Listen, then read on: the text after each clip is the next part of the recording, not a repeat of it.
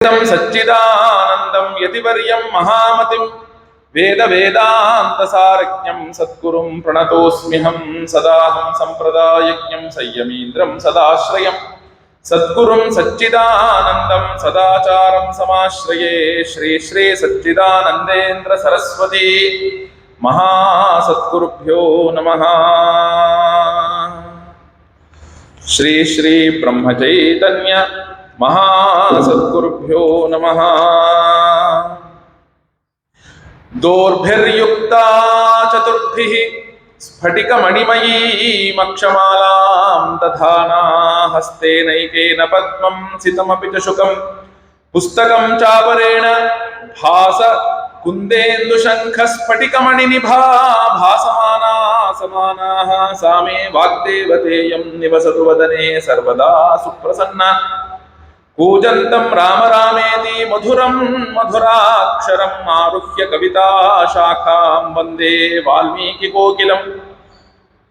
वाल्मीकेर्मुनिसिंहस्य कवितावनचारिणः शृण्वन् रामकथानादं को न याति परां गतिं यः पिबन् सततं रामचरितामृतसागरम्। अतृप्तस्तं मुनिं वन्दे प्राचेतसमकल्मषं अञ्जनानन्दनं वीरं जानकी शोकनाशनं कपीशम् अक्षहन्तारं वन्दे लङ्काभयङ्करम्। उल्लङ्घ्य सिन्धोः सलिलं सलीलं यशोकवह्निं जनकात्मजायाः आदाय तेनैव ददाह लङ्कां नमामि तं प्राञ्जलिराञ्जनेयं मनोजवं मारुततुल्यवेगं जितेन्द्रियं बुद्धिमतां वरिष्ठं वातात्मजं वानरयूथमुख्यं श्रीरामदूतं शिरसा नमामि। वाल्मीकिगिरिसम्भूता रामसागरगामिनी पुनातु भुवनं पुण्या रामायण महानदी। वेदवेद्ये परे पुंसी जाते दशरथात्मजे वेदः प्राचेतसादासीत् साक्षात् रामायणात्मना। वैदेही सहितं सुरद्रुमतले हैमे महामण्डपे मध्ये पुष्पकमासने मणिमये वीरासने सुस्थितम् अग्रे वाचयति प्रभञ्जनसुते तत्त्वं मुनिभ्यः परं व्याख्यान्तं भरतादिभिः परिवृतं रामं भजे श्यामलं। वामे भूमिसुता पुरश्च हनुमान् पश्चात् सुमित्रासुतः शत्रुघ्नो भरतश्च वामदलयोः वाय्वादिकोणेषु च सुग्रीवश्च विभीषणश्च युवराट् तारासुतो जाम्बवान् मध्ये नीलसरोजकोमलरुचिं रामं भजे श्यामलम्। नमोऽस्तु रामाय सलक्ष्मणाय देव्यै च तस्यै जनकात्मजायै नमोऽस्तु रुद्रेन्द्रयमानिलेभ्यः नमोऽस्तु चन्द्रार्कमरुत्कणेभ्यः। आपदामपहर्तारं दातारं सर्वसम्पदां लोकाभिरामं श्रीरामं भूयो भूयो नमाम्यहं भूयो भूयो नमाम्यहं। श्रीरामचंद्र परब्रह्मणे नमः। ಭಗವದ್ಭಕ್ತರಲ್ಲಿ ಸವಿನಯ ವಿಜ್ಞಾಪನೆ. ಪರಮಪೂಜ್ಯ ಅದ್ವಯಾನಂದೇಂದ್ರ ಸರಸ್ವತಿ ಮಹಾಸ್ವಾಮಿಗಳವರ ಚರಣ ಕಮಲಗಳನ್ನು ಸ್ಮರಿಸಿಕೊಳ್ಳುತ್ತಾ ನೆನ್ನೆಯ ದಿನ ನಾವೆಲ್ಲರೂ ಕೂಡ ರಾಮನ ಜನನವನ್ನ ಮಾಡಿದ್ವಿ. ಶ್ರೀರಾಮಚಂದ್ರನ ಜನನವನ್ನ ನಾವೆಲ್ಲರೂ ಕೂಡ ಮಾಡಿದ್ವಿ. ಇಂದು ಅದರ ಮುಂದುವರೆದ ಭಾಗವನ್ನ ನಾವೆಲ್ಲರೂ ಕೂಡ ನೋಡಬೇಕು. ಇವತ್ತಿನ ದಿನ ಒಂದಷ್ಟು ದಶರಥ ಮಹಾರಾಜನ ಸ್ವಭಾವವನ್ನ ನಾವೆಲ್ಲರೂ ಕೂಡ ನೋಡೋಣ. ದಶರಥ ಮಹಾರಾಜನ ಸ್ವಭಾವ ಹೇಗಿತ್ತು ಮತ್ತು ಅವನ ಒಂದು ಏನಂತ ಹೇಳೋದು, ವಿಚಾರ ಮಾಡದೆ ಮಾತನಾಡುವಂತಹ ಸ್ಥಿತಿ, ಮುಂದೆ ಏನಾಗತ್ತೆ ಏನು ಅನ್ನೋದನ್ನ ವಿಚಾರ ಮಾಡದೆ ಮಾತನಾಡುವಂತಹದ್ದೇನಿತ್ತು ಅದರ ಒಂದು ಭಾಗವನ್ನ ನೋಡಿ ರಾಮನ ಕಲ್ಯಾಣದವರೆಗೂ ಕೂಡ ನಾವುಗಳು ಹೋಗುವಂಥವರು ಆಗೋಣ. ನೋಡಿ, ಪಾಯಸವನ್ನ ಯಾವಾಗ ಅಶ್ವಮೇಧ ಯಜ್ಞ ಆದ ನಂತರ ಋಷ್ಯಶೃಂಗರಿಗೆ ಪಾಯಸವನ್ನ ಕೊಡುವಂಥವನಾಗ್ತಾನೆ. ಋಷ್ಯಶೃಂಗರಿಂದ ಅಶ್ವಮೇಧ ಯಜ್ಞ ಆದ ನಂತರ ಋಷ್ಯಶೃಂಗರು ಪುತ್ರಕಾಮೇಷ್ಟಿಯನ್ನ ಮಾಡಿಸ್ತಾರೆ. ಪುತ್ರಕಾಮೇಷ್ಟಿಯನ್ನ ಮಾಡಿದ ನಂತರ ಯಜ್ಞೇಶ್ವರನಿಂದ ಒಬ್ಬ ಬ್ರಹ್ಮ ಪುರುಷನು ಬಂದವನಾಗ್ತಾನೆ. ಅವನು ಬಂದು ಪಾಯಸವನ್ನ ಕೊಡ್ತಾನೆ, ಪಾಯಸವನ್ನ ಹಂಚುತ್ತಾನೆ. ಆ ನಂತರ ದಶರಥ ಮಹಾರಾಜನಿಗೆ ರಾಮ ಮತ್ತು ಭರತ, ಆ ನಂತರ ಲಕ್ಷ್ಮಣ, ಆ ನಂತರ ಶತ್ರುಘ್ನ 4 ಜನ ಪುತ್ರರು ಆಗ್ತಾರೆ. ಈ ಪುತ್ರರು ಆದ ನಂತರ ರಾಮಚಂದ್ರನು ಎಲ್ಲರೂ ಕೂಡ ಬೆಳೀತಾರೆ. ಬೆಳೆದ ಮೇಲೆ ಏನಾಗುತ್ತೆ ಅಂದ್ರೆ ವಿಶ್ವಾಮಿತ್ರರ ಆಗಮನ ಆಗತ್ತೆ. ನೋಡಿ, ವಿಶ್ವಾಮಿತ್ರರು ಬ್ರಹ್ಮರ್ಷಿಗಳು. ಮೊದಲು ಅವರು ರಾಜಋಷಿ ಅಂತ ಅನ್ನಿಸ್ಕೊಳ್ಬೇಕು. ಆದರೆ ಅವರ ತಪೋಬಲದಿಂದ ಅವರನ್ನ ಬ್ರಹ್ಮರ್ಷಿ ಅಂತ ಕರೆದಂಥವರ ವಿಶ್ವಾಮಿತ್ರ ತಪೋಬಲ. ಅವರ ಆ ಮಟ್ಟಿಗೆ ನಾನು ಬ್ರಹ್ಮರ್ಷಿ ಪದವಿಯನ್ನ ಪಡಿಬೇಕು ಎನ್ನುವ ಮಟ್ಟಿಗೆ ತಪಸ್ಸನ್ನ ಆಚರಣೆ ಮಾಡ್ತಾರೆ. ಅಂತಹ ಮಹರ್ಷಿಗಳು ದಶರಥನ ಒಂದು ಮಾತನ್ನ ಕರೀತಾರೆ. ದಶರಥನ ಇದಕ್ಕೆ ಆಸ್ಥಾನಕ್ಕೆ ಬರ್ತಾರೆ. ನೋಡಿ, ವಿಶ್ವಾಮಿತ್ರರು ಬಂದ ತಕ್ಷಣವೇ ಅವರ ರಾಮರು ಬೆಳೀತಾರೆ. ಬೆಳೆದಾಗ ಇನ್ನು 16 ವರ್ಷ ತುಂಬಿರಲ್ಲ. ದಶರಥನೇ ಹೇಳ್ತಾನೆ, ಇನ್ನು ಊನ ಷೋಡಶಃ ಅಂತ. ವಿಶ್ವಾಮಿತ್ರರ ಹತ್ರ ಮಾತಾಡ್ಬೇಕಾದ್ರೆ ಇನ್ನೂ ಕೂಡ ಅವನಿಗಿನ್ನು 16 ವರ್ಷನೂ ತುಂಬಿಲ್ಲಪ್ಪ ಅಂತ ಹೇಳ್ತಾನೆ. ಆಗ ಏನಾಗತ್ತೆ ಅಂದ್ರೆ ಗಾಧಿಪುತ್ರನಾದಂತಹ ವಿಶ್ವಾಮಿತ್ರರು ಯಾವಾಗ ಬರ್ತಾರೋ ಆಗ ತಕ್ಷಣ ದಶರಥನಿಗೆ ಹೇಳ್ತಾರೆ. ದಶರಥನಿಗೆ ಬಹಳ ಆನಂದ ಆಗುತ್ತೆ. ಆನಂದ ಆದಾಗ ದೇವಲೋಕದಲ್ಲಿ ಇಂದ್ರನು ಹೇಗೆ ಬ್ರಹ್ಮನು ಎದುರಿಗೆ ಬಂದು ನಿಂತಾಗ ಬ್ರಹ್ಮನನ್ನ ಒಳಗಡೆ ಕರೆದುಕೊಳ್ಳುತ್ತಾರೋ ಹಾಗೆ ವಿಶ್ವಾಮಿತ್ರರನ್ನ ದಶರಥನು ಒಳಗಡೆ ಕರ್ಕೊಂಡನು. ನೋಡಿ ಎಷ್ಟು ಚೆನ್ನಾಗಿದೆ ಈ ಮಾತು.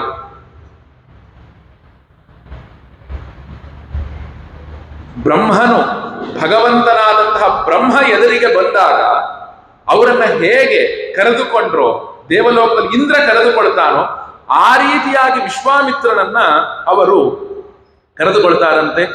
ಯಾಕೆ ಅಂದ್ರೆ ವಿಶ್ವಾಮಿತ್ರರು ಮಹಾ ತಪಸ್ವಿಗಳು. ಅಷ್ಟೇ ಅಲ್ಲ, ಕಠೋರವಾದಂತಹ ನಿಯಮವನ್ನ ಆಚರಣೆಯಲ್ಲಿ ಇಟ್ಟುಕೊಂಡಂಥವರು ಆಗಿರ್ತಾರೆ. ಆಗ ವಿಶ್ವಾಮಿತ್ರರಿಗೆ ದಶರಥನು ಎಂತಹ ಮಾತನ್ನ ಆಡ್ಬಿಡ್ತಾನೆ ಅಂದ್ರೆ, ಅದ್ಯಮೇ ಸಫಲಂ ಜನ್ಮ ಜೀವಿತಂಚ ಸುಜೀವಿತಂ ಪೂರ್ವಂ ರಾಜಋಷಿ ಶಬ್ದೇನ ತಪಸಾ ಜ್ಯೋತಿಪ್ರಭ ಬ್ರಹ್ಮರ್ಷಿತ್ವಂ ಅನುಪ್ರಾಪ್ತ ಪೂಜ್ಯೋಸಿ ಬಹುಧಾಮಯ ತದದ್ಭುತಮಿದಂ ಬ್ರಹ್ಮನ್ ಪವಿತ್ರಂ ಪರಮಂ ಮಮ. ಇವತ್ತು ನನ್ನ ಜನ್ಮ ಸಫಲವಾಯಿತು. ಯಾಕೆ ಅಂದ್ರೆ ನೀವುಗಳು ಈ ನನ್ನ ರಾಜ್ಯಕ್ಕೆ ಬಂದಿರೋದ್ರಿಂದ, ಹಿಂದೆ ನೀವು ರಾಜಋಷಿಗಳಾಗಿದ್ರಿ, ಈಗ ನೀವು ಬ್ರಹ್ಮರ್ಷಿಗಳಾಗಿದ್ದೀರಾ. ನೀವು ಬ್ರಹ್ಮರ್ಷಿಗಳಾಗಿ ಬಂದಂಥದ್ದು ತುಂಬಾ ಪವಿತ್ರೀಕರಿಸಿದ್ದೀರಾ ನಮ್ಮ ವಂಶವನ್ನ ಅಂತೆಲ್ಲವನ್ನು ಕೂಡ ಹೇಳಿದ ಮೇಲೆ ಅತ್ಯಂತ ವಿನಯದಿಂದ ದಶರಥನು ಹೇಳ್ತಾನೆ. ಹೇಳಿದಾಗ ದಶರಥನ ಎಂಥದ್ದು ಮಾಡಬೇಕು ನೋಡಿ. ಅವನು ಹೇಳ್ತಾನೆ, ಇಚ್ಛಾಮಿ ಅನುಗೃಹೀತೋಹಂ ತ್ವದರ್ಥ ಪರಿವೃದ್ಧಯೇ ಕಾರ್ಯಸ್ಯ ನಿವಮರ್ಶಂಚ ಗಂತುಮರ್ಹಸಿ ಕೌಶಿಕ ಕರ್ತಾಚಹಂ ಅಶೇಷೇಣ ದೈವತಂ ಹಿ ಭವಾನ್ ಮಮ ಮಮ ಚಾಯಮನುಪ್ರಾಪ್ತ ಮಹಾನ್ ಅಭ್ಯುದಯೋ ದ್ವಿಜಃ ತವಾಗಮನಜ ಕೃಷ್ಣಃ ಧರ್ಮಶ್ಚ ಅನುತ್ತಮೋ ಮಮ. ಏನು ಅಂದ್ರೆ, ಗುರುಗಳೇ ನೀವುಗಳು ಯಾವ ಯಾವ ಉದ್ದೇಶವನ್ನ ಹೃದಯದಲ್ಲಿ ಇಟ್ಟುಕೊಂಡು ನನ್ನ ಆಸ್ಥಾನಕ್ಕೆ, ನನ್ನ ಅರಮನೆಗೆ ನೀವುಗಳು ಬಂದವರಾಗಿದ್ದೀರೋ ಅವೆಲ್ಲವನ್ನು ಕೂಡ ಈಡೇರಿತು ಅಂತ ನೀವುಗಳು ಅಂದುಕೊಳ್ಳಿ. ನೀವುಗಳು ಅಂದುಕೊಳ್ಳಿ. ಮಾತು ಕೊಟ್ಟು ಬಿಟ್ಟ ದಶರಥ. ಈ ರೀತಿಯಾಗಿ ದಶರಥ ಏನ್ ಮಾಡ್ತಾನೆ ಅಂದ್ರೆ 2-3 ಬಾರಿ ಮಾತನ್ನ ಕೊಟ್ಟು ತನ್ನ ಮಾತಿಗೆ ತಾನೇ ಸಿಗ ಹಾಕಿಕೊಳ್ತಾನೆ. ಇದು ತುಂಬಾ ದೊಡ್ಡದಾದಂತಹ ಒಂದು ಡ್ರಾಬ್ಯಾಕ್ ಅಂತ ಹೇಳ್ತೀವಲ್ಲ ದಶರಥನ ಜೀವನದಲ್ಲಿ. ಅದು ಯಾಕಂದ್ರೆ ಮಾತು ಕೊಡುವುದಕ್ಕಿಂತ ಮುಂಚೆ ನಾವುಗಳು ವಿಚಾರವನ್ನ ಮಾಡಬೇಕು. ವಿಶ್ವಾಮಿತ್ರರು ಏನ್ ಹೇಳ್ಬೇಕು, ಬಂದ ತಕ್ಷಣ ಏನ್ ಮಾಡ್ಬಿಟ್ರು ಅಂದ್ರೆ, ಗುರುಗಳೇ ನೀವು ಏನಕ್ಕೆ ಬಂದಿದ್ದೀರಾ, ಅದು ನಡೀತು ಅಂತ ಅಂದುಕೊಳ್ಳಿ, ನಿಮ್ಮ ಹೃದಯದಲ್ಲಿ ಇರೋದೆಲ್ಲ ನಡೀತು ಅಂತ ಅಂದುಕೊಳ್ಳಿ ಅಂತ ಹೇಳಿದಾಗ ವಿಶ್ವಾಮಿತ್ರರು ಏನ್ ಹೇಳ್ಬಿಟ್ರು ಅಂದ್ರೆ, ಹೇಳ್ತಾರೆ ನೋಡಿಪ್ಪ, ಏನು ಅಂದ್ರೆ ನಾನು ದೊಡ್ಡ ಯಜ್ಞವನ್ನ ಮಾಡಬೇಕು ಅಂತ ಅಂದುಕೊಂಡಿದ್ದೇನೆ. ಆ ಯಜ್ಞವನ್ನ ಮಾಡೋದಿಕ್ಕೆ ಮಾರೀಚ ಮತ್ತು ಸುಬಾಹು ಅನ್ನುವಂತಹ 2 ರಾಕ್ಷಸರು, ಆ ಒಂದು ಜಾಗದಲ್ಲಿ ತಾಟಕ ಅನ್ನುವಂಥ ಇನ್ನೊಬ್ಬ ರಾಕ್ಷಸಿ ಇದ್ದಾಳೆ, ಅವಳ ಎಲ್ಲ ಅನುಚರರು ನನ್ನ ಯಜ್ಞವನ್ನ ಮಾಡೋದಿಕ್ಕೆ ಬಿಡ್ತಾ ಇಲ್ಲ. ಆಗ ನೀವು ಯೋಚನೆ ಮಾಡ್ಬೋದು, ವಿಶ್ವಾಮಿತ್ರರಿಗೆ ಅಷ್ಟು ಶಕ್ತಿ ಇದೆ, ಒಂದು ಕಣ್ಣು ಬಿಟ್ರೆ ಭಸ್ಮ ಆಗಿ ಹೋಗ್ತಾರೆ, ಅಂಥದ್ರಲ್ಲಿ ದಶರಥ ಮಹಾರಾಜನ ಸಹಾಯ ಏನಕ್ಕೆ ಬೇಕು ಅಂತ ನೀವು ಕೇಳಬಹುದು. ಯಾವಾಗ ನಾವು ಯಜ್ಞ ದೀಕ್ಷೆಯೊಳಗೆ ಇದ್ದವರಾಗ್ತೇವೆ, ಯಜ್ಞ ದೀಕ್ಷೆಯಲ್ಲಿ ನಾವುಗಳು ಇದ್ದವರಾಗ್ತೇವೆ, ಆಗ ನಮ್ಮನ್ನ ನಾವು ಹಿಡಿತದಲ್ಲಿ ಇಟ್ಕೊಂಡಿರ್ಬೇಕಂತ. ಸಿಟ್ಟಿಗೆ ಏಳಬಾರದು, ಜೋರಾಗಿ ನಗಬಾರದು. ನೋಡಿ, ಇದೊಂದು ದೊಡ್ಡ ನಿಯಮ ಇದು. ಮೊದಲು ಯಜ್ಞಕ್ಕೆ ದೀಕ್ಷಿತನಾದಾಗ ಅವನನ್ನ ಯಜ್ಞೇಶ್ವರನ ಮುಂದಕ್ಕೆ ಕೂಡಿಸ್ತಾರೆ. ಕೂಡಿಸಿ ಅವನ ಮೈಗೆ ನವನೀತವನ್ನ ಹಚ್ಚುತ್ತಾರೆ. ನವನೀತ ಅಂದ್ರೆ ಬೆಣ್ಣೆಯನ್ನ ಹಚ್ಚುತ್ತಾರೆ. ಬೆಣ್ಣೆ ಹಚ್ಚಿದ ಮೇಲೆ ಅವನ ಕೈಗೆ ಒಂದು ಕೃಷ್ಣ ಮೃಗದ ಕೊಂಬನ್ನ ಕಟ್ತಾರೆ. ಕೃಷ್ಣ ಮೃಗ ಇರುತ್ತಲ್ಲ, ಅದ್ರ ಕೊಂಬನ್ನ ಕಟ್ತಾರೆ. ಈ ಕರ್ಮ ಅನ್ನುವಂಥದ್ದು ಎಷ್ಟು ಕಷ್ಟ ಅಪ ಅಂದ್ರೆ, ಕರ್ಮ ಅನ್ನೋದು ಎಷ್ಟು ಕಷ್ಟ ಅಪ ಅಂದ್ರೆ, ಯಾರು ಒಂದು ಸಣ್ಣ ತಮಾಷೆ ಮಾಡಿದ್ರು ಕೂಡ ಯಜ್ಞ ದೀಕ್ಷಿತ ಜೋರಾಗಿ ನಗಬಾರ್ದಂತೆ, ಹಿಂಗೆ ಮುಚ್ಚಿಕೊಂಡು ನಗಬೇಕು. ಯಾಕಂದ್ರೆ ಇಲ್ಲ ಅಂದ್ರೆ ಅವನು ಹುಟ್ಟುವ ಮಕ್ಕಳು ಕಪ್ಪು ಹಲ್ಲಿನಿಂದ ಹುಟ್ಟುತ್ತಾರೆ. ಯಜ್ಞ ಅಂದ್ರೆ ಸುಮ್ಮನೆ ಅಲ್ಲ. ಅವನಿಗೆ ಮೈಕೈ ಕಡಿತು ಅಂದ್ರೆ, ಅವನಿಗೆ ಮೈಕೈ ಎಲ್ಲ ಕಡಿತು ಅಂದ್ರೆ ಉಗುರಿಂದ ಕೆರ್ಕೋಬಾರ್ದಂತೆ, ಆ ಕೃಷ್ಣ ಮೃಗದ ಕೊಂಬಿಂದ ಕೆರ್ಕೊಳ್ಬೇಕಂತೆ.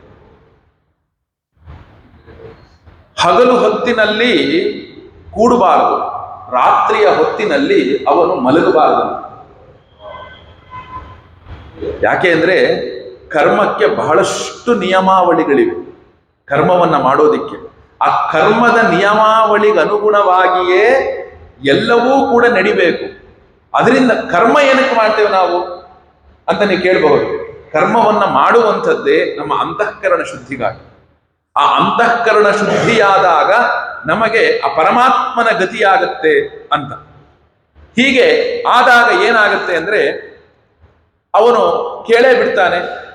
ವಿಶ್ವಾಮಿತ್ರರು ಕೇಳಿದ ತಕ್ಷಣವೇ ಏನಾಗುತ್ತೆ ಅಂದ್ರೆ, ದಶರಥನು ತುಂಬಾ ಅಂದ್ರೆ ತುಂಬಾ ದುಃಖಿತನಾಗಿ ಬಿಡ್ತಾನೆ.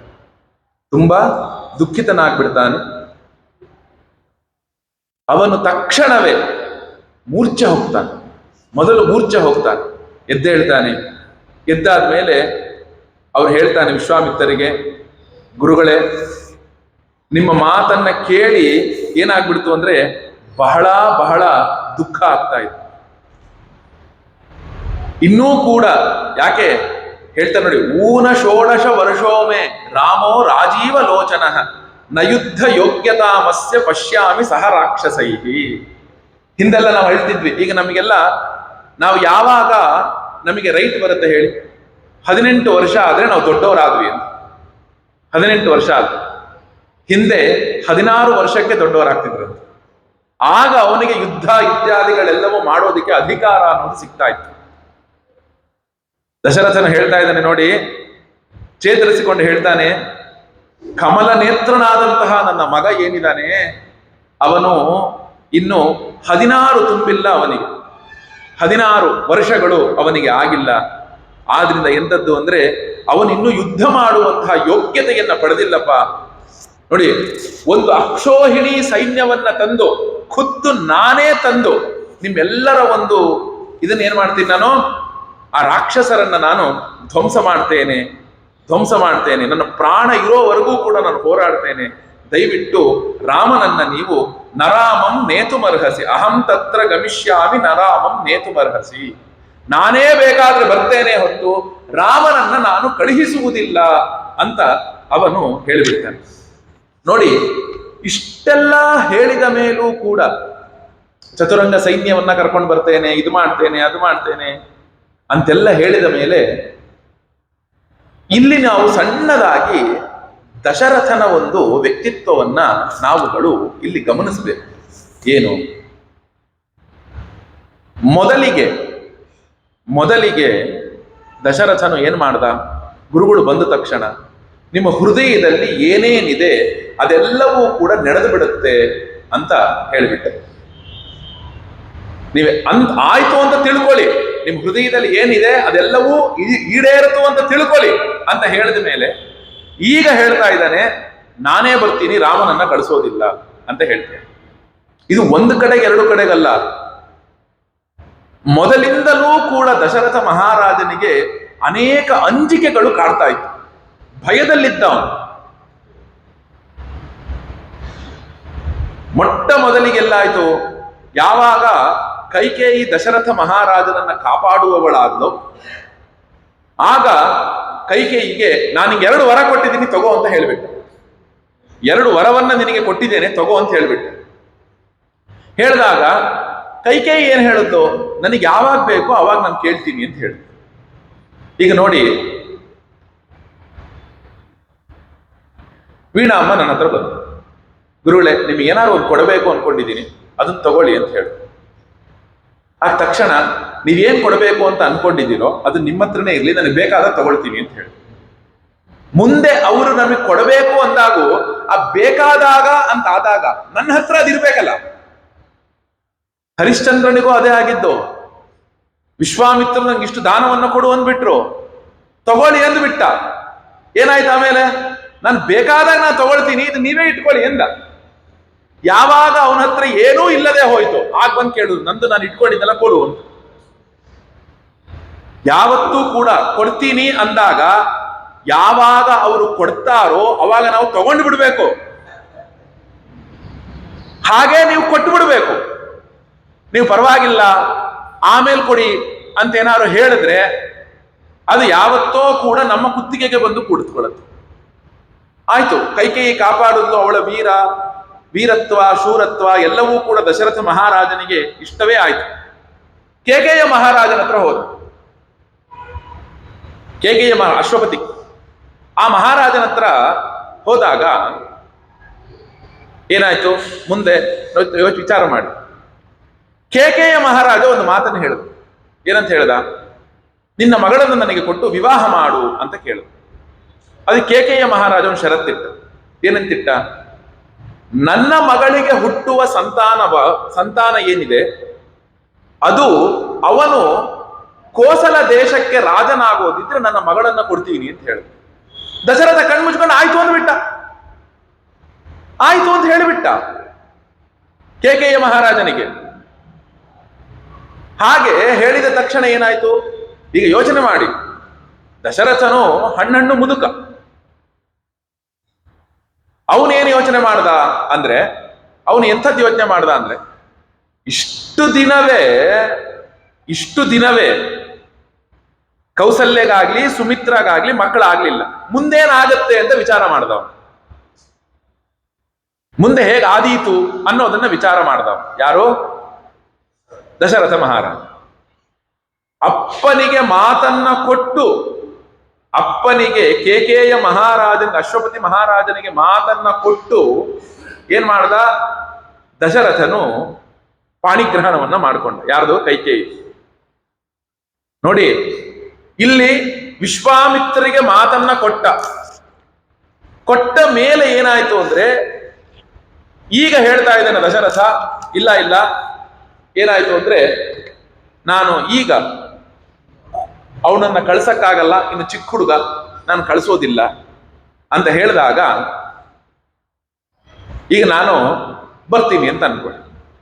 ನಾನು ಬರ್ತೀನಿ, ಮನೆಗೆ ಬರ್ತೀನಿ. ಗುರುಗಳೇ ನಿಮ್ ಮನಸ್ಸಲ್ಲಿ ಏನ್ ಇಟ್ಕೊಂಡು ಬಂದಿದ್ದೀರೋ ಅದೆಲ್ಲ ತೀರ್ತು ಅಂತ ಅನ್ಕೊಂಡ್ಬಿಡಿ ಅಂತ ಹೇಳ್ಬಿಟ್ರಿ ಅಂತ ಅನ್ಕೊಳ್ಳಿ. ನಿಮ್ ಮನಸ್ಸಲ್ಲಿ ಏನ್ ಅನ್ಕೊಂಡು ಬಂದಿದ್ದೀರೋ ಅದೆಲ್ಲವೂ ತೀರ್ತು ನಿಮಗೆ ಅಂತ ಅನ್ಕೊಳ್ಳಿ. ಆಮೇಲೆ ನಾನು ಕೇಳಿದೆ, ನೋಡಪ್ಪ ನಾನು ಇಂಥದ್ದನ್ನ ಮನಸ್ಸಲ್ಲಿ ಅನ್ಕೊಂಡ್ ಬಂದಿದ್ದೀನಿ ಅಂತ. ಓ ನೀವು ಅದ್ ನನ್ನ ಕೈಲಿ ಕೊಡಕ್ಕಾಗಲ್ಲ. ಇಲ್ಲ, ನೀವು ಆ ಮಾತು ಹೇಳ್ಬಾರ್ದು. ನಿಮ್ ಮನಸ್ಸಲ್ಲಿ ಏನ್ ಅನ್ಕೊಂಡಿದ್ರೆ ತೀರ್ತು ಅಂತ ಅನ್ಕೊಳ್ಳಿ ಅನ್ನೋ ಮಾತನ್ನ ನೀವು ಹೇಳ್ಬಾರ್ದು. ನೀವು ಅವ್ರು ಕೇಳಿದ್ಮೇಲೆ ಏನ್ ಕೇಳ್ತಾರೋ ಏನೋ ಅಂತ. ಈಗ ನೀವು ಸಾಮಾನ್ಯವಾಗಿ ಎಲ್ಲರೂ ಶ್ರಾದ್ದಗಳನ್ನ ನೋಡಿರ್ತೀರಾ, ಶ್ರಾದ್ದವನ್ನ ಮಾಡ್ತಾನೂ ಇರ್ತೀರ. ಕೊನೆಗೊಂದು ಪ್ರಶ್ನೆ ಕೇಳ್ತಾರೆ, ಏನಂತ? ಅಪೇಕ್ಷಿತಂ ಯಾಚಿತವ್ಯಂ. ನಿಮಗೆ ಏನ್ ಬೇಕೋ ಅದನ್ನ ಕೇಳ್ಕೊಳ್ಳಿ. ಅಪೇಕ್ಷಿತಂ ಯಾಚಿತವ್ಯಂ, ನಿಮ್ಗೆ ಏನ್ ಬೇಕು ಅಂತ ಇದೆಯೋ ಕೇಳ್ಕೊಳ್ಳಿ ಅಂತ ಹೇಳಿದಾಗ ಅಲ್ಲಿ ಏನು ಪರಿಧಿ ಇರೋದು? ಸ್ವಾಮಿ ನಾನು ಊಟ ಮಾಡ್ತಿರೋ ಈ ಮನೆ ಚೆನ್ನಾಗಿದೆ ಕೊಡಿ ಅಂತ ಕೇಳ್ಬಿಟ್ರೆ, ಮನೆ ಚೆನ್ನಾಗಿದೆ ಕೊಡಿ ಅಂತ, ಅಲ್ಲಿ ಏನು ಪರಿಧಿ ಏನದು?